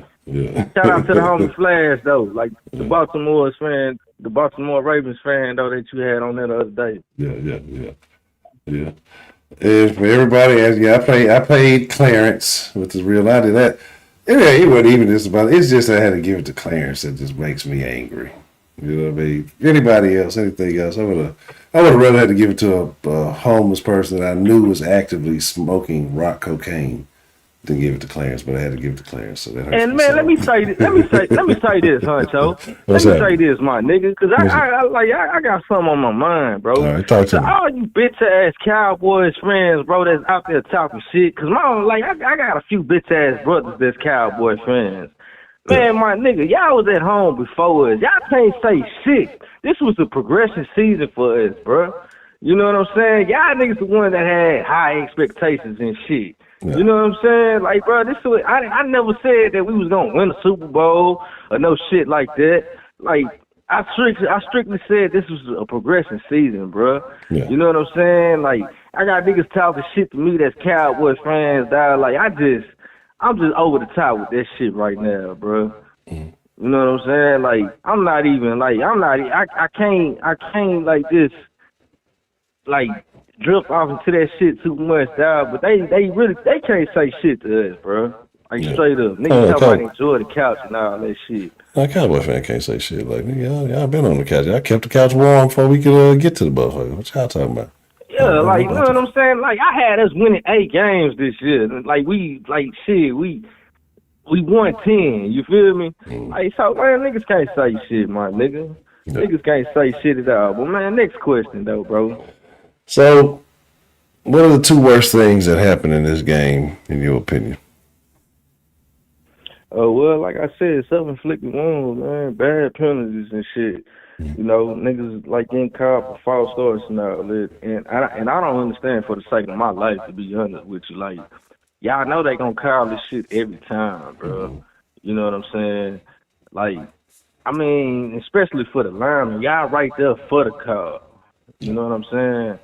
Like, y'all should know better than anybody else, you know, when this nigga gonna hike the ball. So, like, it's inexcusable, bro. I'm not trying to make excuses for it or nothing, bro. But, you know, like I say, bro, this is just a progression season, dog. And I was really looking forward to this off season anyways, to be honest with you. You know, just to see, like, what kind of moves we gonna make and all that, man. But other than that, man, like, we got something to look forward to, dog. You know, I'm not using playoffs as another excuse, but hey, it is what it is. It's football, my nigga. Man, fuck this nigga Lamar Jackson, bro. This bitch ass nigga, he wasn't doing nothing, bro. That nigga still a running back. He just be running like a motherfucker, bro. That's all it really was. He can run, and he's just so elusive. That's the shit. The motherfucker is elusive as hell, and that's the shit that's so frustrating. I wouldn't even call that nigga elusive, bro. I wouldn't even say that, bro, because you know they comparing this nigga to Michael Vick. You know, if he had a arm to go with it, then I'd be like, all right, I'll let you know if this somebody we couldn't fuck with. Yeah. But man, come on, bro. You supposed to have a spar on that nigga come on, bro. You supposed to have a spar on that nigga on all times, bro. Yeah. You know what I'm saying? But it is what it is, man. They beat us, man. Fair and square, man. You can't blame the weather. You can't blame the refs. You know, like they did to us, you know, with the Jazz game. You can't do none of this shit, bro. They won fair and square, bro. No lie. Yeah. So, how you feeling, though? You all right? No, I'm not. I'm not happy about this. I'm not content. You know, I hope every fan in Baltimore drive over a nail and leave the stadium with a flat tire. I hope Lamar get mildew with his hair or some shit. I don't know. Nappy ass nigga.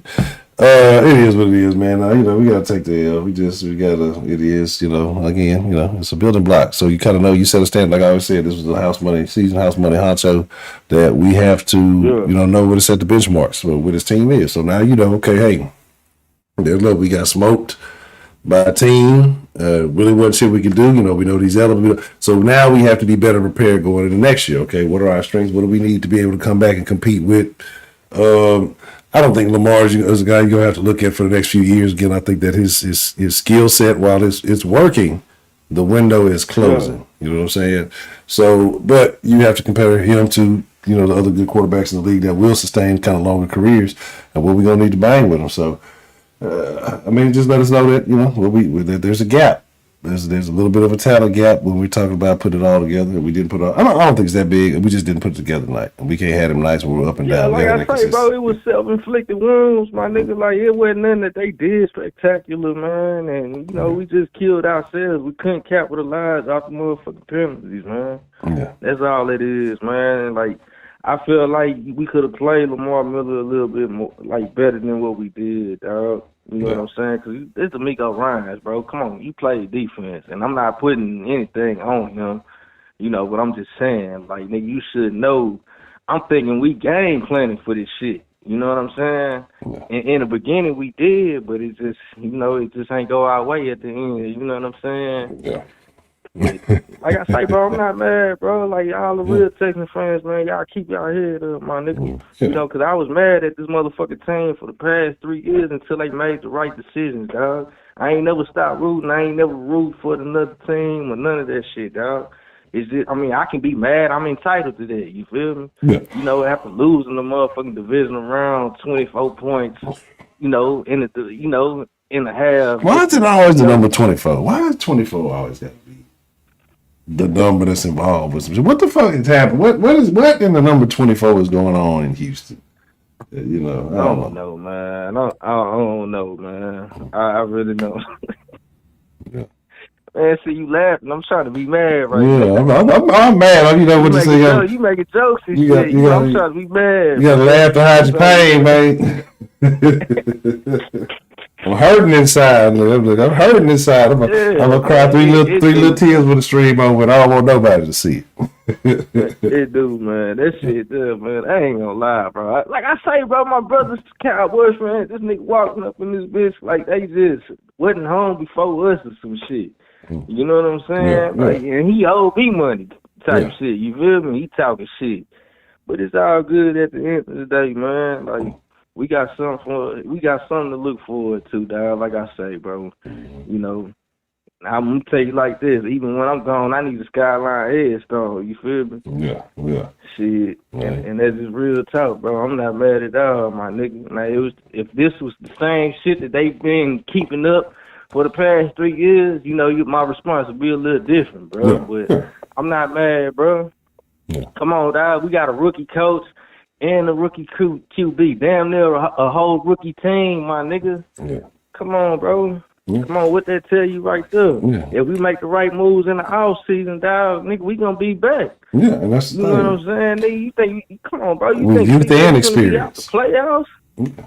See, that's one thing to be young, but it's gonna be one thing to be young and experienced. You're gonna come back with a young roster, but second-year guys who contribute to the team, who have playoff experience, who have that big game experience. Now, a lot of people try to use that against them. That's what the Browns fans was trying to say.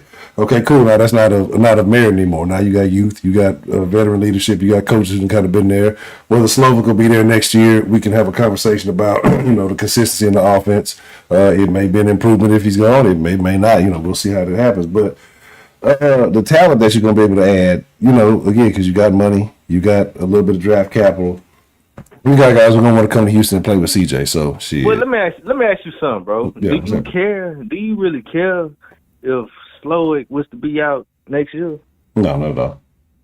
If he's here, cool. If he's not, cool. Like, I'm thinking the same thing. I'm thinking the same thing. CJ can he can motherfucking get anybody a job, my nigga. He can shit. If Matt Burke want to call a motherfucking offense shit, he can get that nigga a new job, bro. So I'm not really worried, bro. Like, I'm really not. It's that nigga first year calling plays. Everybody tripping over he might go somewhere else. And when I say everybody, this motherfuckers outside of this soft shit. You feel me? Yeah. I mean, he goes somewhere. What I'm saying? But I'm not tripping on that, bro. Like, I don't. Honestly, I mean, if he do go somewhere, I'm not wishing bad on him, but it's your first year calling plays, my nigga. Who to say you ready to take the whole team on and be the head of that shit? Yeah. You know what I'm saying? Yeah.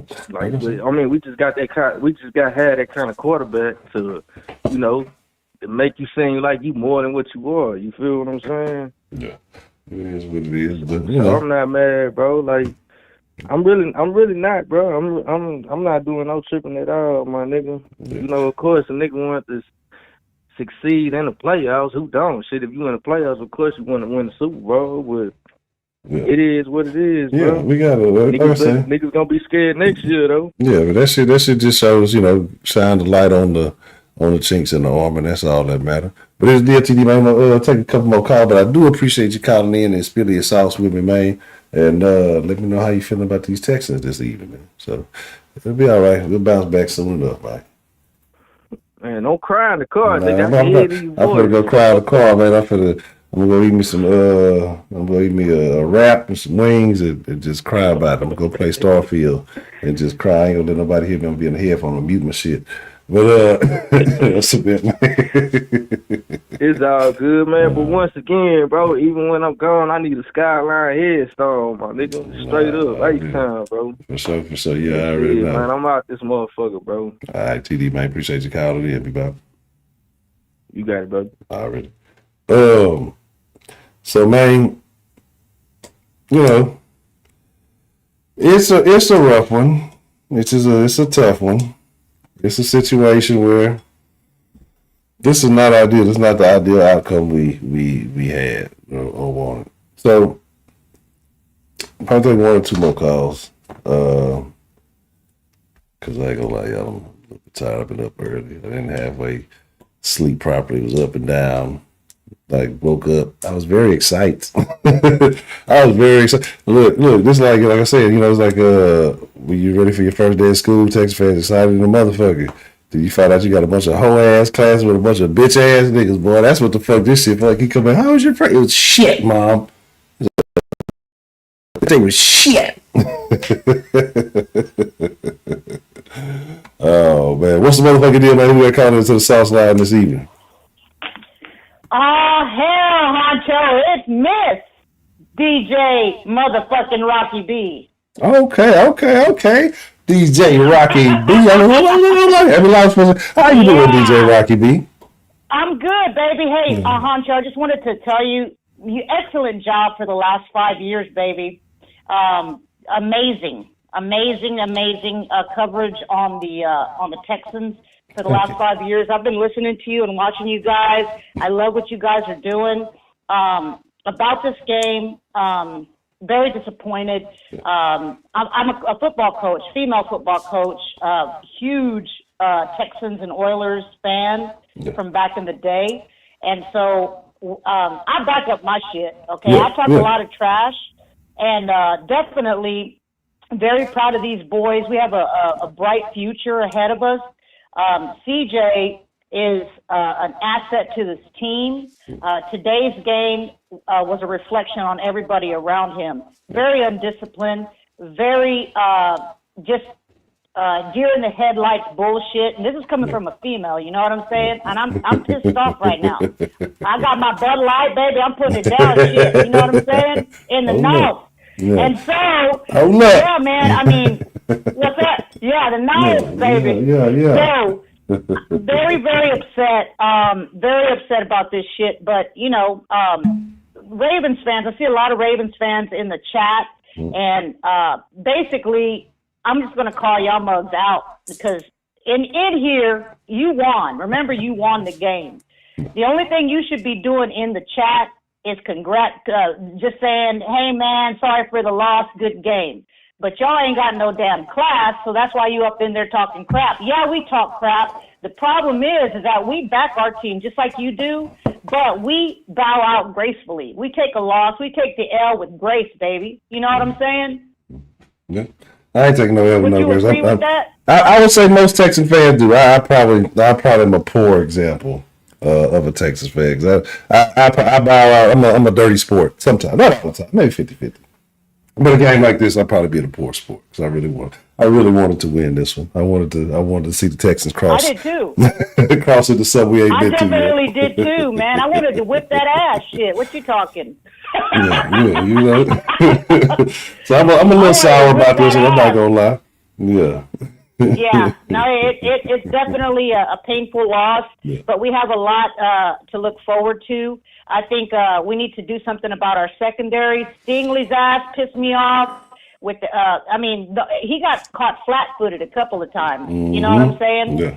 Stingley, I'll call his ass out, and Petrie need to be gone next year. Okay. And then Tunsil's ass, lazy ass, got paid and ain't doing shit. What the fuck are you doing there? You know what I mean? Yeah. And then Pierce almost embarrassed the shit out of us worse at the end by muffing that ball at the end. I mean, come on, dude. You had one job, and that was just fucking catch the ball, dude. You know what I mean? And run it back. No, but your bitch ass want to be fumbling shit at the end. Just embarrassing.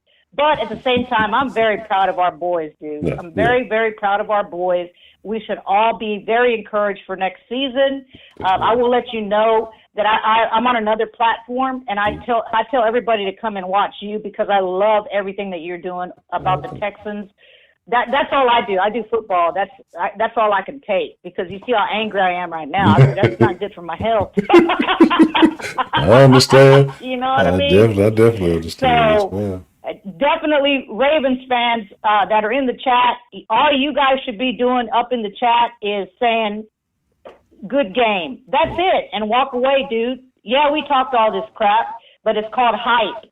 And the problem is with this generation is that's why the fights start after the game. You got, people want to be pulling out Glocks and shit because they can't take the verbal insult.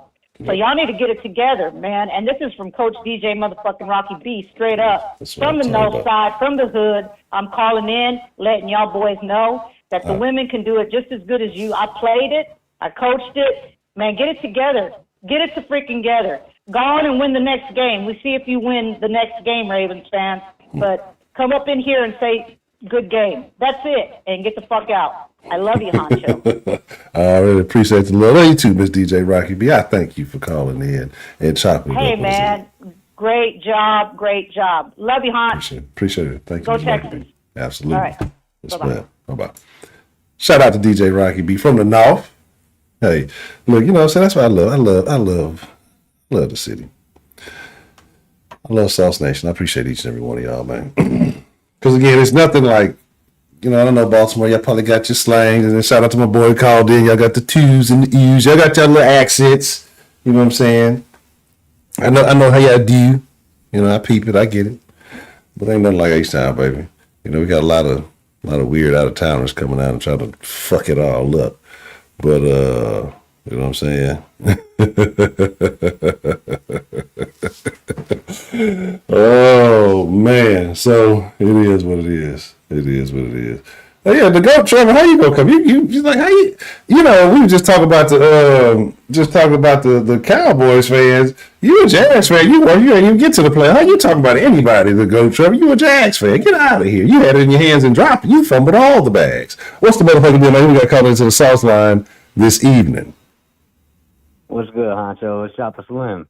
Oh, Chopper Slim, what's going on, man? What's on your mind, man? Talk to me. Ain't shit, man. Listen, I'm disappointed, but I'm not mad. I mean, shit.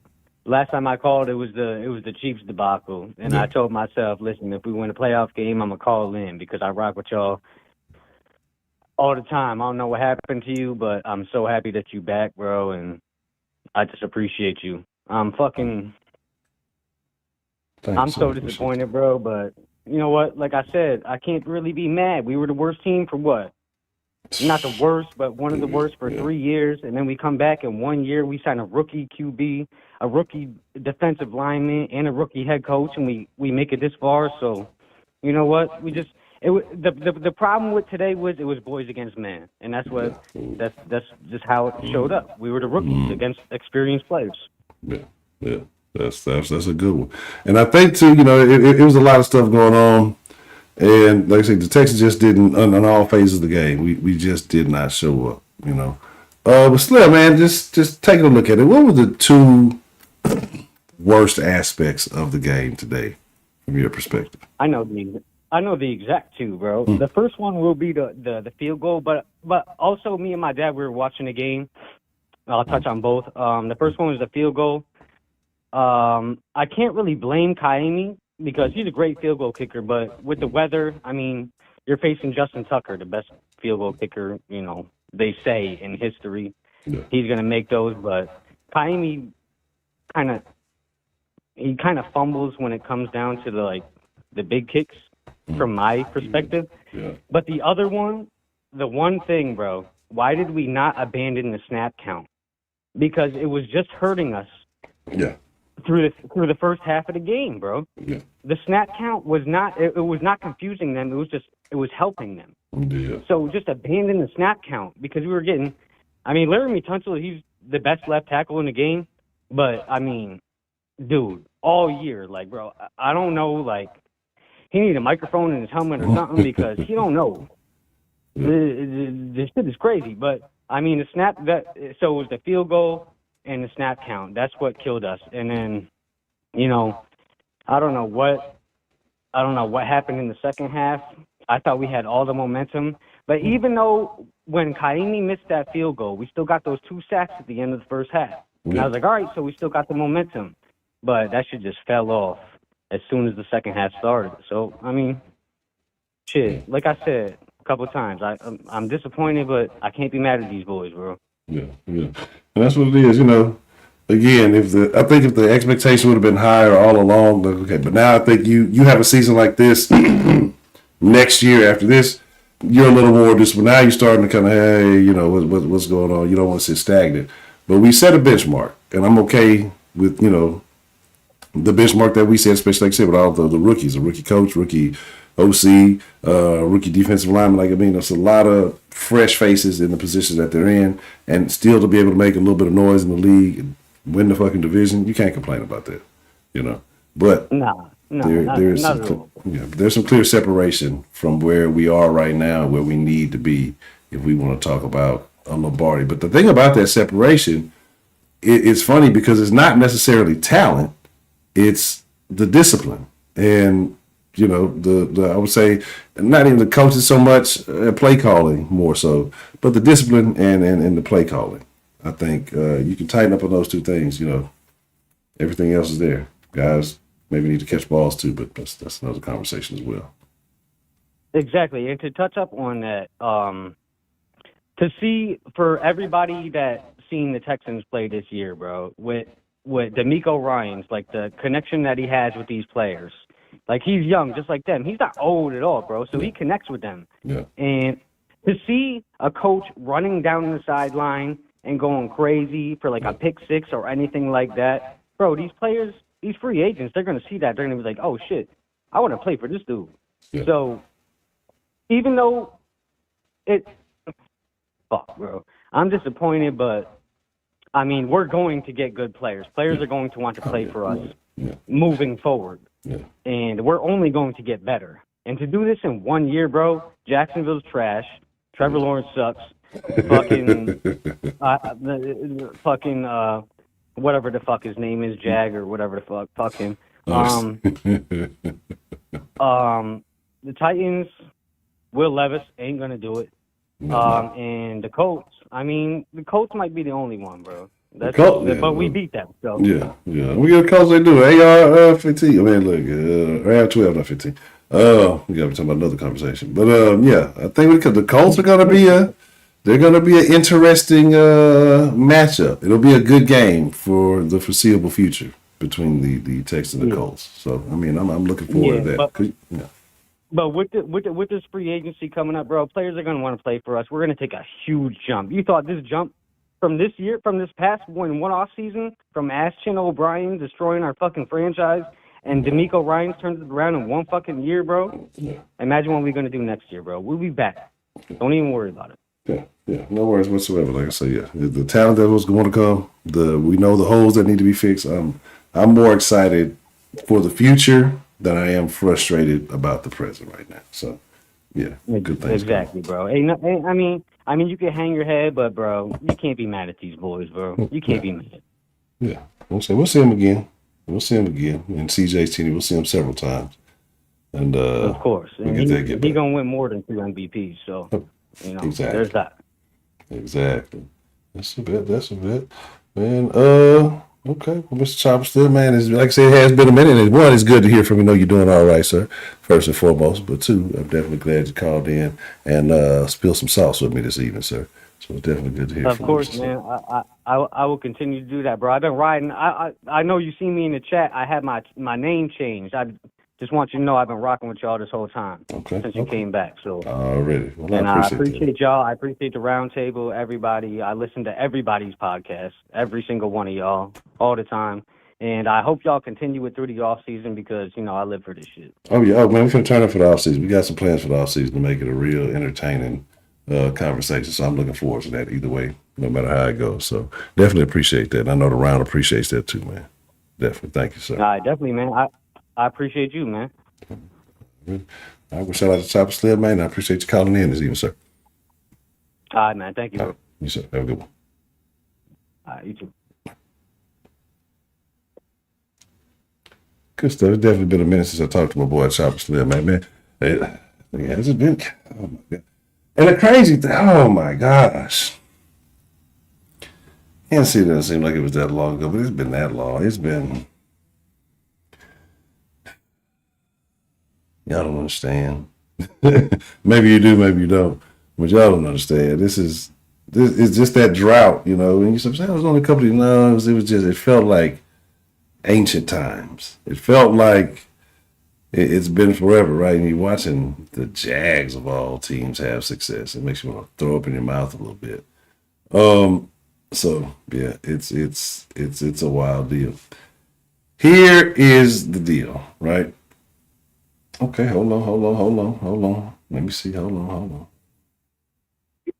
What's the motherfucking deal, man? Who we got calling in to the sauce line this evening? Hello, honcho. Oh, Cocoa Butter, we need to talk. Cocoa Butter Fairbairn. Cocoa Butter, we need to talk. Cocoa Butter, I'm very upset. Why, Cocoa Butter? Talk to me. I'm sorry. I'm sorry. I can't get into locker room right now to change my uniform. They won't let me in the fucking locker room, honcho. Why do you think that is, Cocoa Butter? Why don't you think they want to let you in the locker room? You know why. No. Right. So talk to me, Cocoa Butter. What was going through your mind? I mean, you came back. I think you had a little missed extra point a couple of weeks ago. We were able to play through that. We didn't want to talk about it.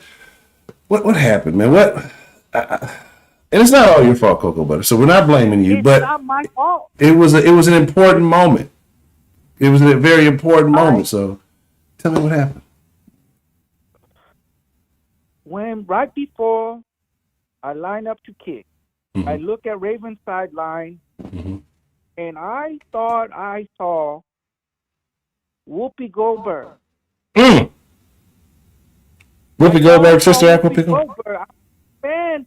Whoopi Goldberg. She's a very funny lady. Mm-hmm. And I thought I saw Whoopi Goldberg. Mm-hmm. Was Whoopi a Ravens fan? Right before I kick, I realized it's Lamar Jackson. Oh, bitch. You fucking Lamar Jackson, you fucking Whoopi Goldberg, bitch. Mm-hmm. So it kind of frazzled you there. That's worse than the ice in the kicker. So it frazzled you with the Whoopi Goldberg, the classic Whoopi Goldberg Duke. Now that's a dirty, underhanded move. I start realizing Lamar Jackson, a ugly motherfucker. Yeah, Lamar is a unique brand of dark skin, but he is definitely. I don't know. Maybe the ladies like it. I couldn't tell you. But Kane, what's the mood of the team, Cocoa Butter? What's the energy? I mean, are they feeling okay? Are they happy about what they've accomplished? Do they feel let down because they felt like they could have done more? What talks to me, Cocoa Butter? Nobody happy in that locker room. They not let me in. Oh. They not let me in to change my fucking uniform. Oh. You know what they locked out with you? They should have locked out Tunsil with you, and maybe Schultz too. That motherfucker need a fucking. He got a moving company. He say moving company. He need a fucking beat whenever he fucking move back. Because he beep, he fucking false start, motherfucker. That's why I have to kick field goal.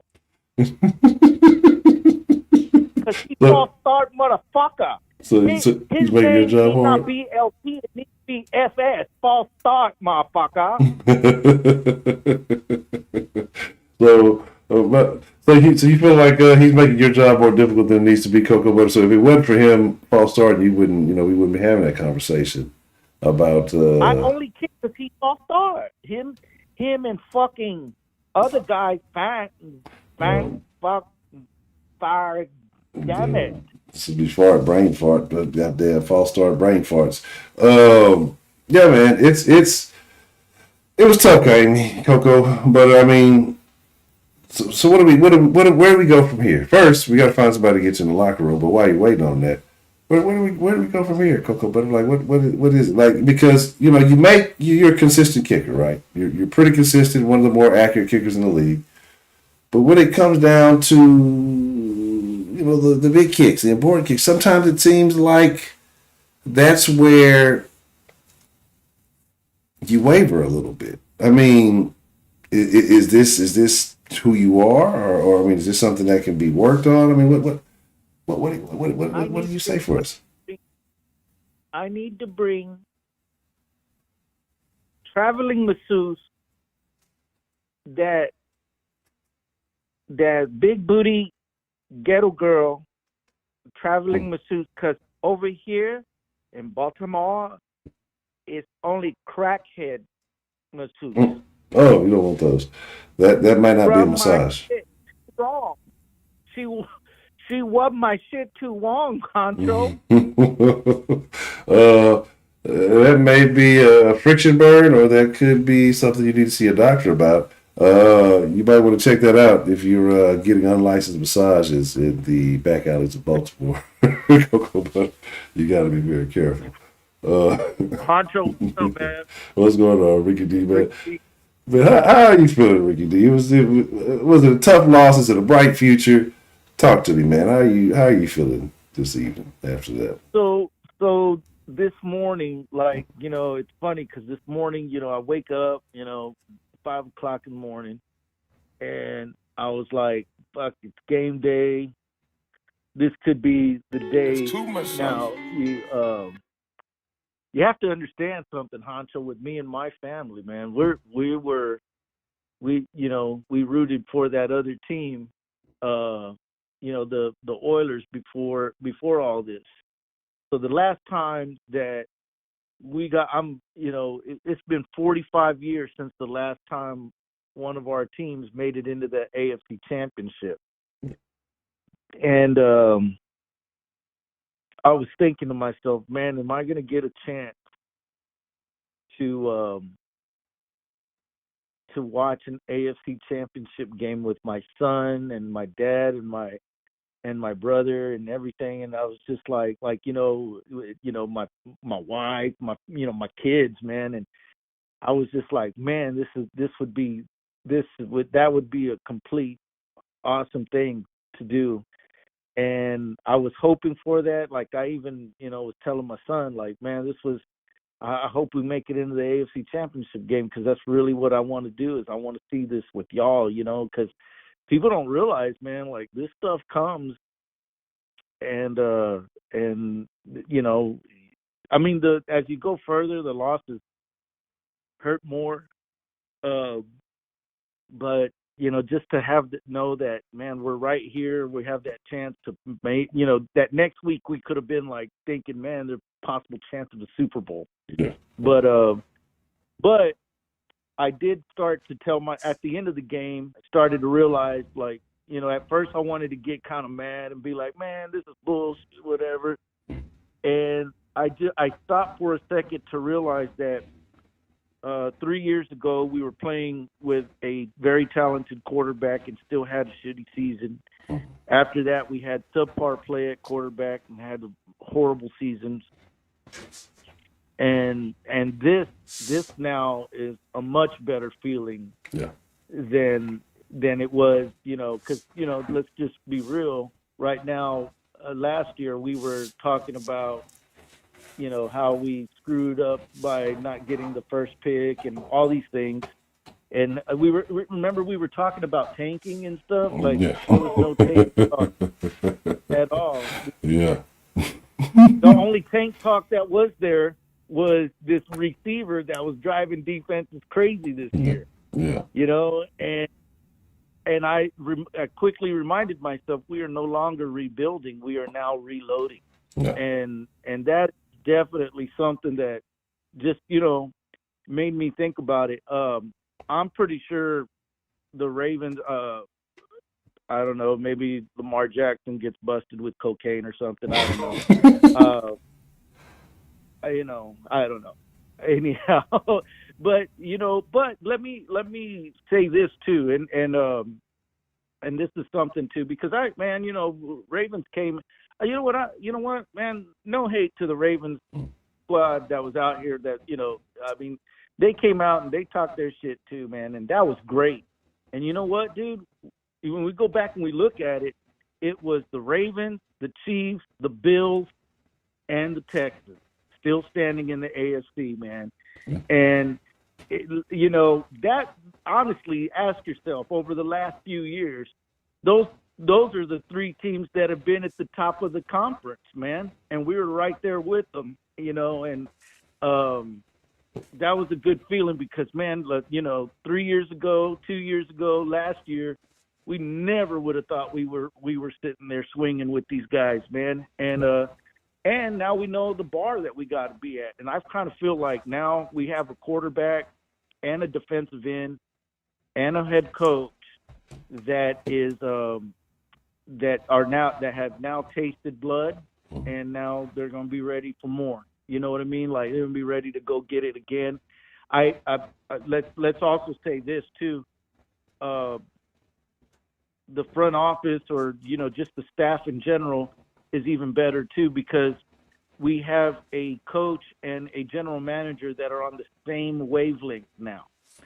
Same wavelength, same ideas. The GM likes the coach likes the GM. We're not dealing with all of that crap, There's just a lot more that we can say that we have now that we didn't have in the past. I'm not sure we have another season like this, like I said. I mean, I'm positive that we can get better. In fact, I think that's the challenge going forward, man. Like, can we be a better team now? Now, can we be better? So those are all things that are real cool, man. But I'm gonna a couple more things. One of the coolest things about it was this was a fun season. I mean, we saw us do some miraculous things. The 46 seconds game against the Bucks was by far one of the coolest things. I mentioned before I got to go see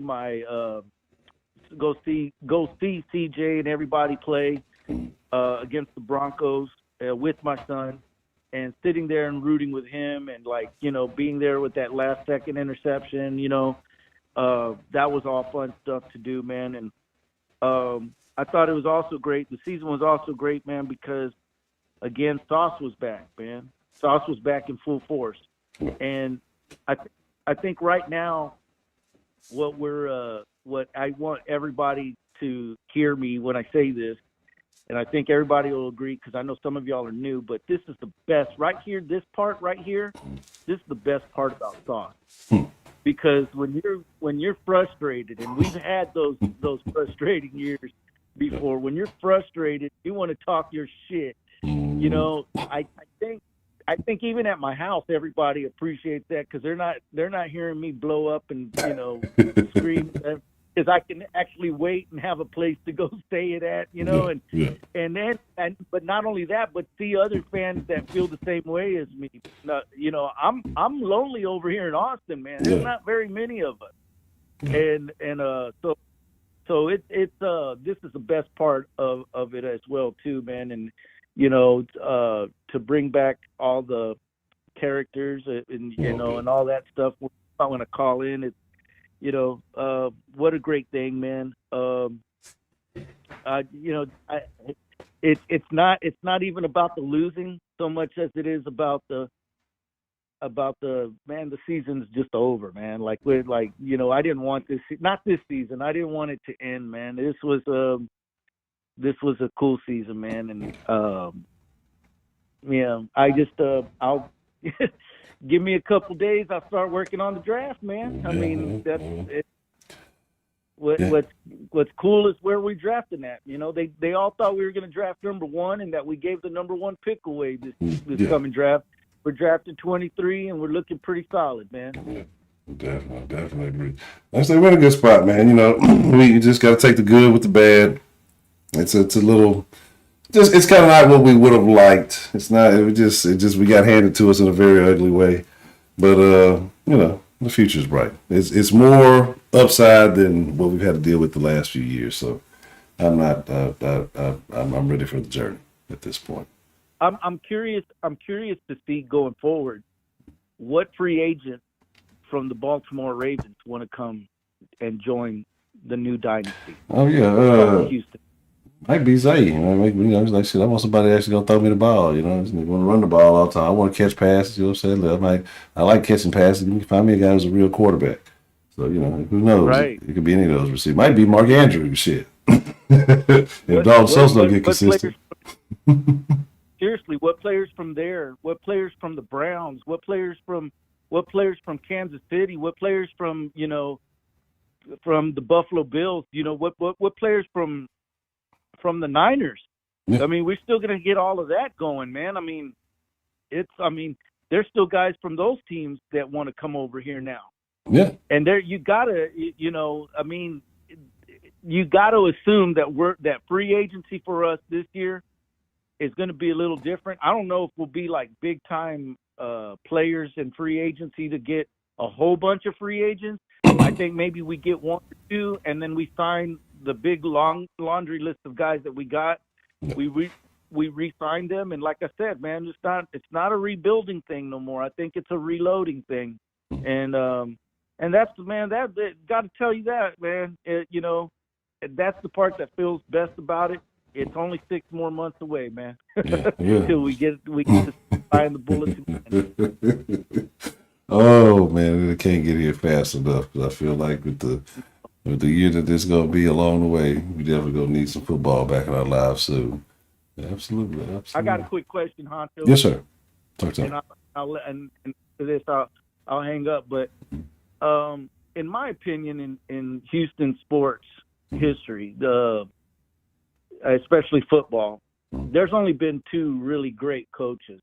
Well, I want to say there's only been and I like to say that was Bum Phillips is one of them, right? And I'm just talking in terms of how that leadership united a city together. But has D'Amico kind of filled those boots, so to speak? I think he can. I think you still have. He's got to put some more of these seasons together. Yeah. He's gonna have to string a few of them together. But I think he does. If anybody has had the potential to unify the city, to be a person that everybody's kind of on par with, it would be D'Amico. It also would be CJ Slovagate in the conversation, because we've had guys that have been kind of I wouldn't say divisive, but in my city, you had Bill O'Brien lovers, you had Bill O'Brien haters. You've had particular quarterback people who love them, particular people who hate them. But I think with Stroud, you kind of got a unanimous crowd, and I think with D'Amico, you don't really have anybody doubting. There may be 1 or 2 things that you've seen him do along the season that you kind of question, but it's not something that you didn't see Bill O'Brien do his entire tenure here, you know, and never corrected. So I think he has the potential to do it. I think if he keeps putting together seasons like this, then, you know, put you 2 or 3 of them together, I think you start having that conversation. But I think D'Amico is well loved, but for the work he put in already. What I loved about what D'Amico did was, like, you saw the maturation, the growth, and you saw him get better, and you can't get upset at anything that he did. I think he's gonna. If I remember how D'Amico was, he was very much a student of the game. I think he's going to look at everything. He's going to find and pinpoint the areas that need improvement. Those areas will be improved. I mean, look at us. We were horrible against the run last year. We were horrible in offensive production. We were horrible in all these things, and we improved in almost every category, man. So, anyhow, man, I'll leave it at that. I know there's people probably still wanting to call in, and I know you are probably pretty dog tired. So, anyhow, man, great season. I don't want to. I'm hoping still see some more sauce throughout the rest of the playoffs and throughout the off season, man. So, yes, sir. Nothing gonna change. It was real. We're gonna keep the same. We're gonna keep rolling just like we've been. Like I said, just tweaking a couple of things, and trust me, we're gonna have some real. We'll have plenty of content, plenty of sauce still to come. So, you're gonna have to do a sauce, man. You're gonna have to start bringing it on the road, like I said. Come down to Austin. There's a whole section of Austin Texans that and that do their thing here, and you start. I know you're down for the city of Houston, but you got to reach out to the people that are down for that too, man. Yeah, absolutely. I'm just saying. Absolutely. I'd have to take a trip out to Austin, so see what y'all got going on that side. Actually, I do like I was in Austin earlier this year. Well, yeah. Not Austin, what was it, BK? Okay. Yeah. Already. Yeah. That's a bet. All right, man. Be cool, man. All right. Shout out to Ricky D, man. I appreciate you calling in. And shout out to Kaine Coco Bata. Already. Hey, man, no more Davis. No more skills bills. All right. That's a bet. Later. All right, Ricky D. Shout out to Ricky D, man, for calling in. All right, y'all. We're going to make it a wrap on that one. I don't know if anybody else is on the line waiting, holding. Look, I got to call it. We went 2 hours deep. We're going to have more sauce to come. We might go live tomorrow. We still going to be rocking at 7 p.m. Ain't nothing changed. You know what I'm saying? Whether the Texans rocking, whether they not. I'm starting to implement some more of that other conversation.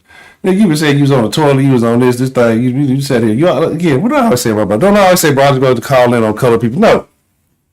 Get in the Discord and spill your sauce. You know what I'm saying? You know what I'm saying? Shit. Robert always going to call last and fuck up the game. Fucking up the game, it gets no love. Yeah. So that's what you do. You spend too much time on the toilet, let your legs get numb, couldn't get out. That's probably what took you so long. You let your legs get all numb. When you sit on that bitch too long, can't feel the motherfucker tried to get up, get the phone, and fell out. Probably calling for help. Ain't nobody there. Had to crawl to the motherfucker army style. You been on hold? All right, let me see. I don't see you in the queue. I don't gonna close it all the way. I don't even see you in the time, man. See, this nigga ain't been on the hold. He's lying to me. I've been on the hold trying to call there now. Let me see. I don't see nothing on no hold. Look at it. See, that's what I'm trying to tell you. See how they do? See how they do you? I don't want to talk about it. Should I talk to Roger, y'all? This nigga say he's on the toilet now. That's a terrible thing. That's a terrible thing. All right, call back, brother. You take a call. I'm going to sleep. I'm just answer the call and walk off. All right, I need to eat.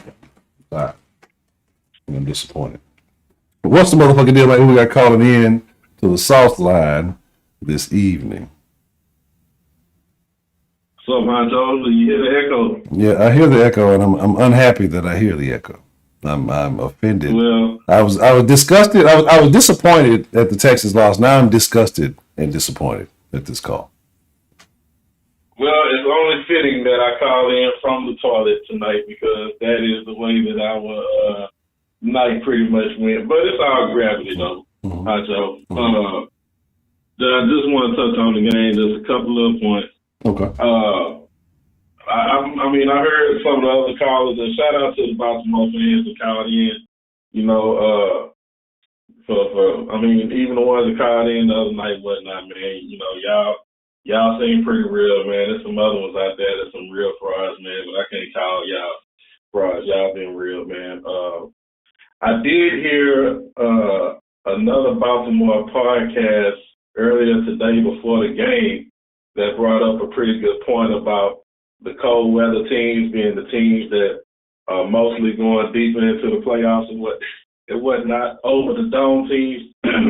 And I kind of get there because when I go back and look at it, you can kind of say that, you know, the cold weather teams that get the higher seeds, they tend to go a little further because they got that home field outdoor advantage and whatnot.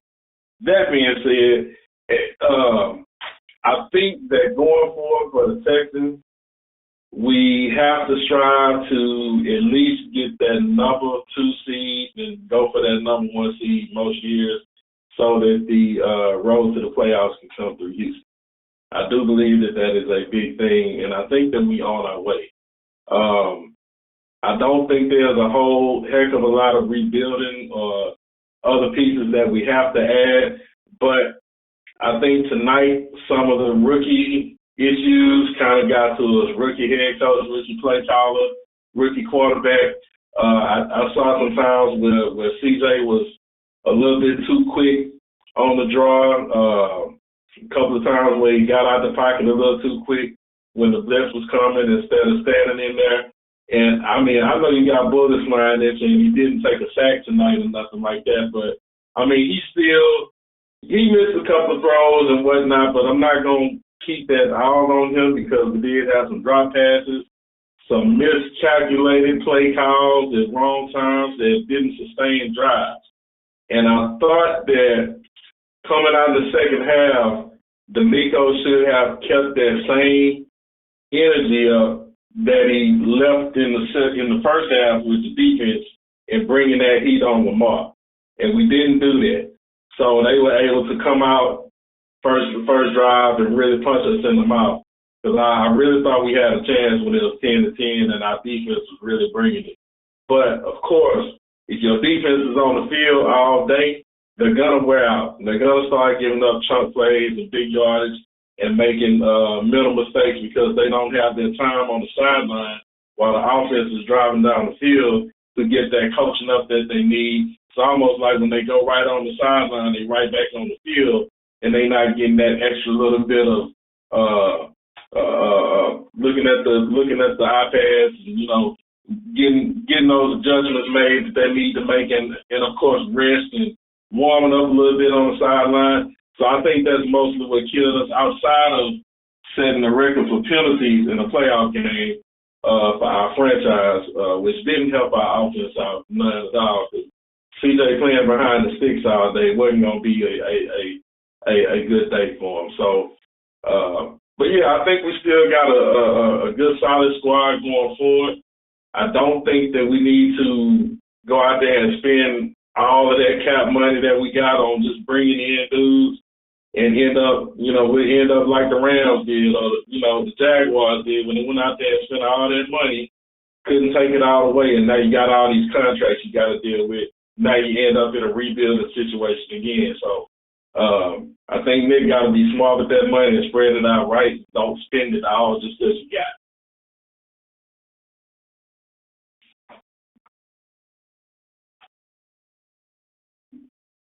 Yeah. I'm talking about the mic. I got it muted. So I say I agree, but I don't think Nicky Bobchild is going to spend all that money in one spot. But I think it's one key point that you kind of hinted at, but you didn't mention when you were talking about the issues that the Texans were dealing with tonight. Okay, you talking about that being able to plan after halftime.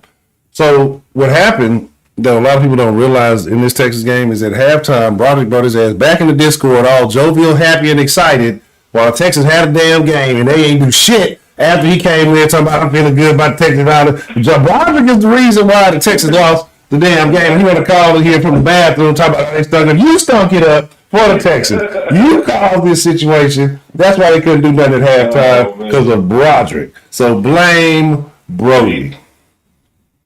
See, if we're going to start pointing fingers, I got a whole lot of fingers I can be pointing all over the place. We can start with Mystic Mill and that Crystal Ball.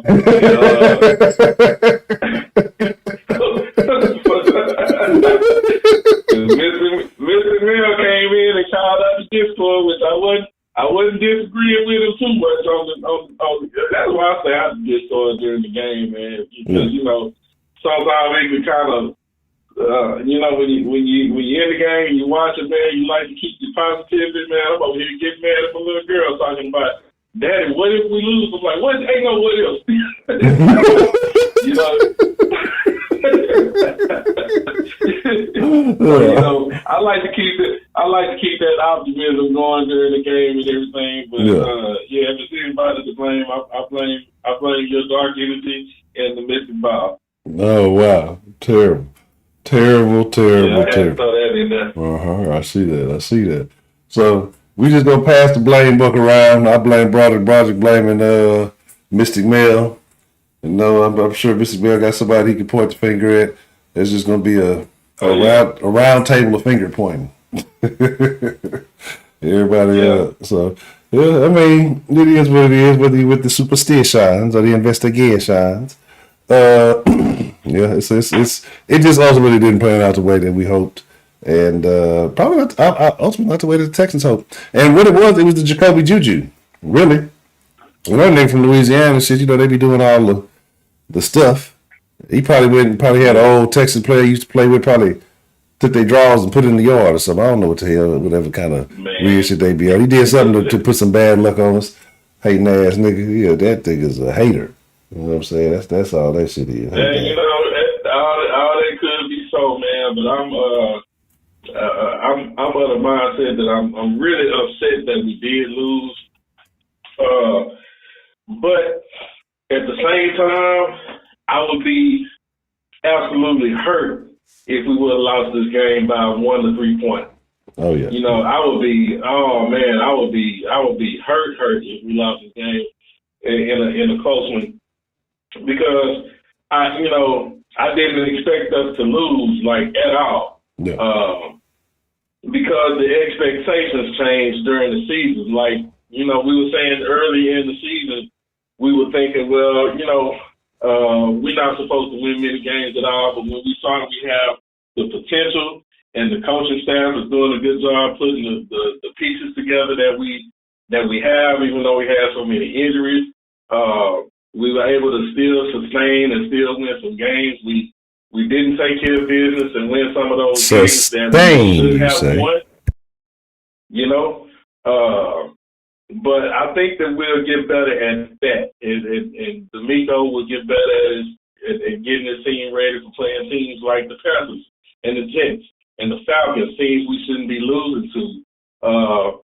And I just think that's a little bit of experience that we were lacking in some of those spots. But man, yeah, they did a great job, but I'm still mad that we lost.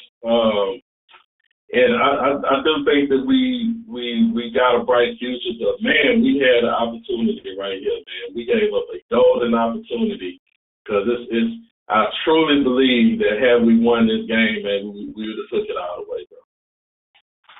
Yeah, I think that if you the momentum you take for beating the number 1 seed, you better take it all the way. After everybody counted you out, you would have to. But you know, there's always next season. But I'm actually looking more forward to next season because of what additions are. I mean, you know, what additions are made. Because again, you're gonna have some high powered or game changing talent out there who's gonna want to come in and be a contributor to the Texans. Again, there's a few names. So let me ask you, Honcho, since you mentioned that, because I have my own ideas about what we need to do. So, what do you think about the main priorities going into I hate talking about the offseason, but what do you think are the main priorities going into the offseason to get us over this type of a hump that we don't got to worry about our team getting knocked out in the division around constantly?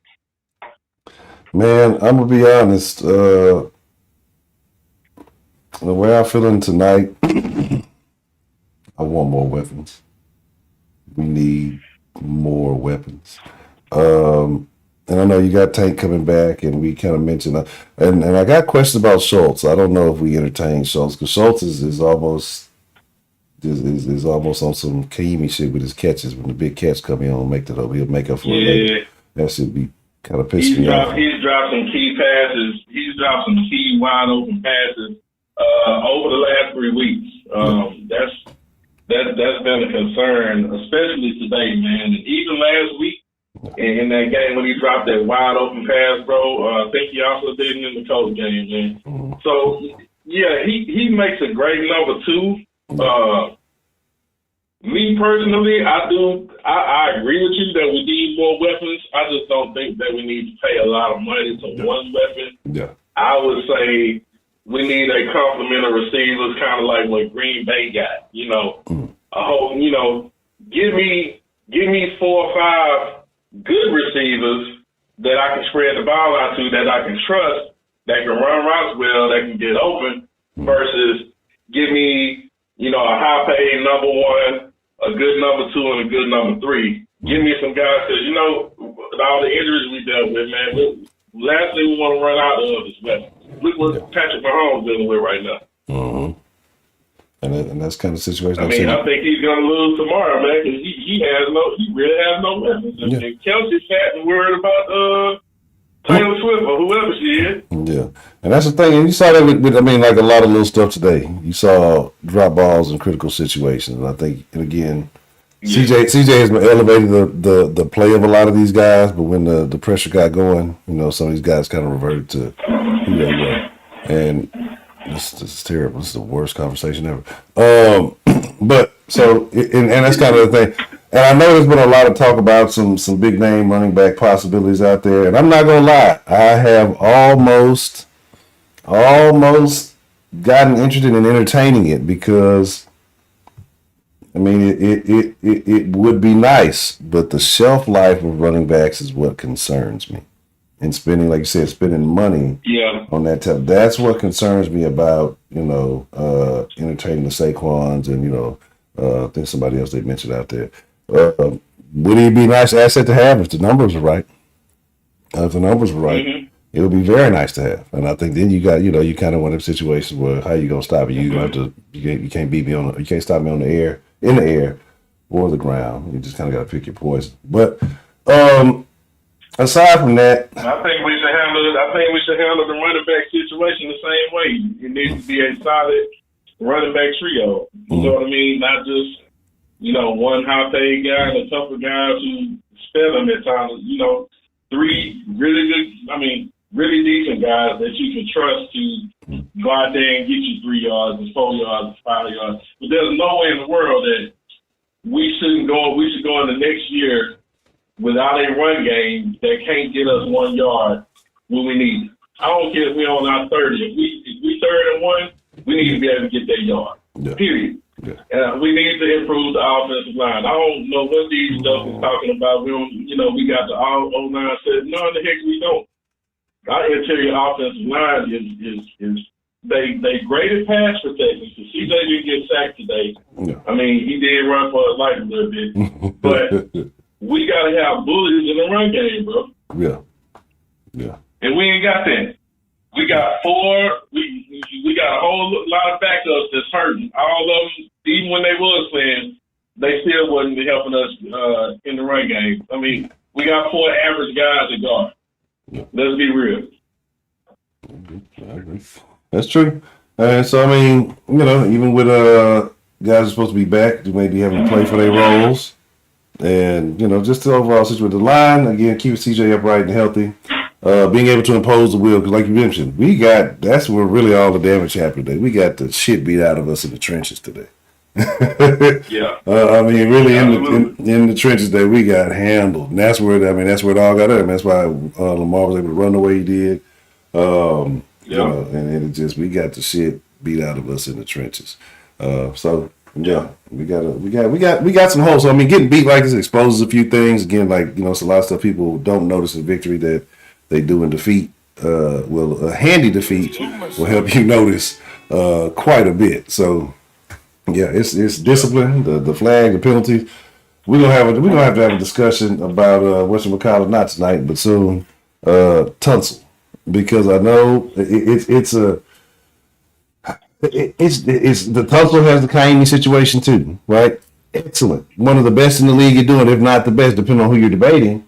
But in critical moments, create situations that make it real bad on the team, and sometimes difficult to get out of that hole, whether it be the Tunsil false starts, whether it be Kaimi missing chip shots, things like that. Even though he's maybe accurate, 98% of the time, it's the one that we need him to make when it's a pressure situation, like those type of things. Concerning, but more so when you're talking about a guy who's protecting your quarterback and you're paying him a whole lot of money. That's true, honcho. But if a missed field goal now and then, one time in the season, or a false start is what's keeping you from winning these games, you got holes everywhere else you need to address. Somebody else ain't taking care of their business. Those are the type of mistakes that great teams are able to overcome. So I'm not of the mindset that we need to be shopping Tunsil because CJ ain't got to worry about his left side. Yeah. With Tunsil like that. Yeah. And to me, it's crazy to think that now I would like for him to be more of a bully in the run game, but that ain't gonna happen because he's deep in his career. He ain't gonna change that. Yeah. Well, we'll see, man. Yeah, we'll see what happens. Ultimately, like I say, they got time to figure it out now, and I think we'll have more assets wanting to be a part of this franchise than we ever had in this franchise's history. So I think it's gonna be a good time. Yeah, a good conversation to be had in the offseason as well. So we'll see what happens. I agree with that 100%. All right. Well, Mr. Bronson, man, I appreciate you calling in, man. I'm going to call it a wrap. I ain't going to lie to y'all. I'm tired. I'm going to go eat and fall asleep watching some movie that I'm not even going to remember that I watched in a few minutes. So that's how we rocking. But I appreciate you spilling your sauce with us this evening, sir. That's a bit. All right. Shout out to Broderick, man.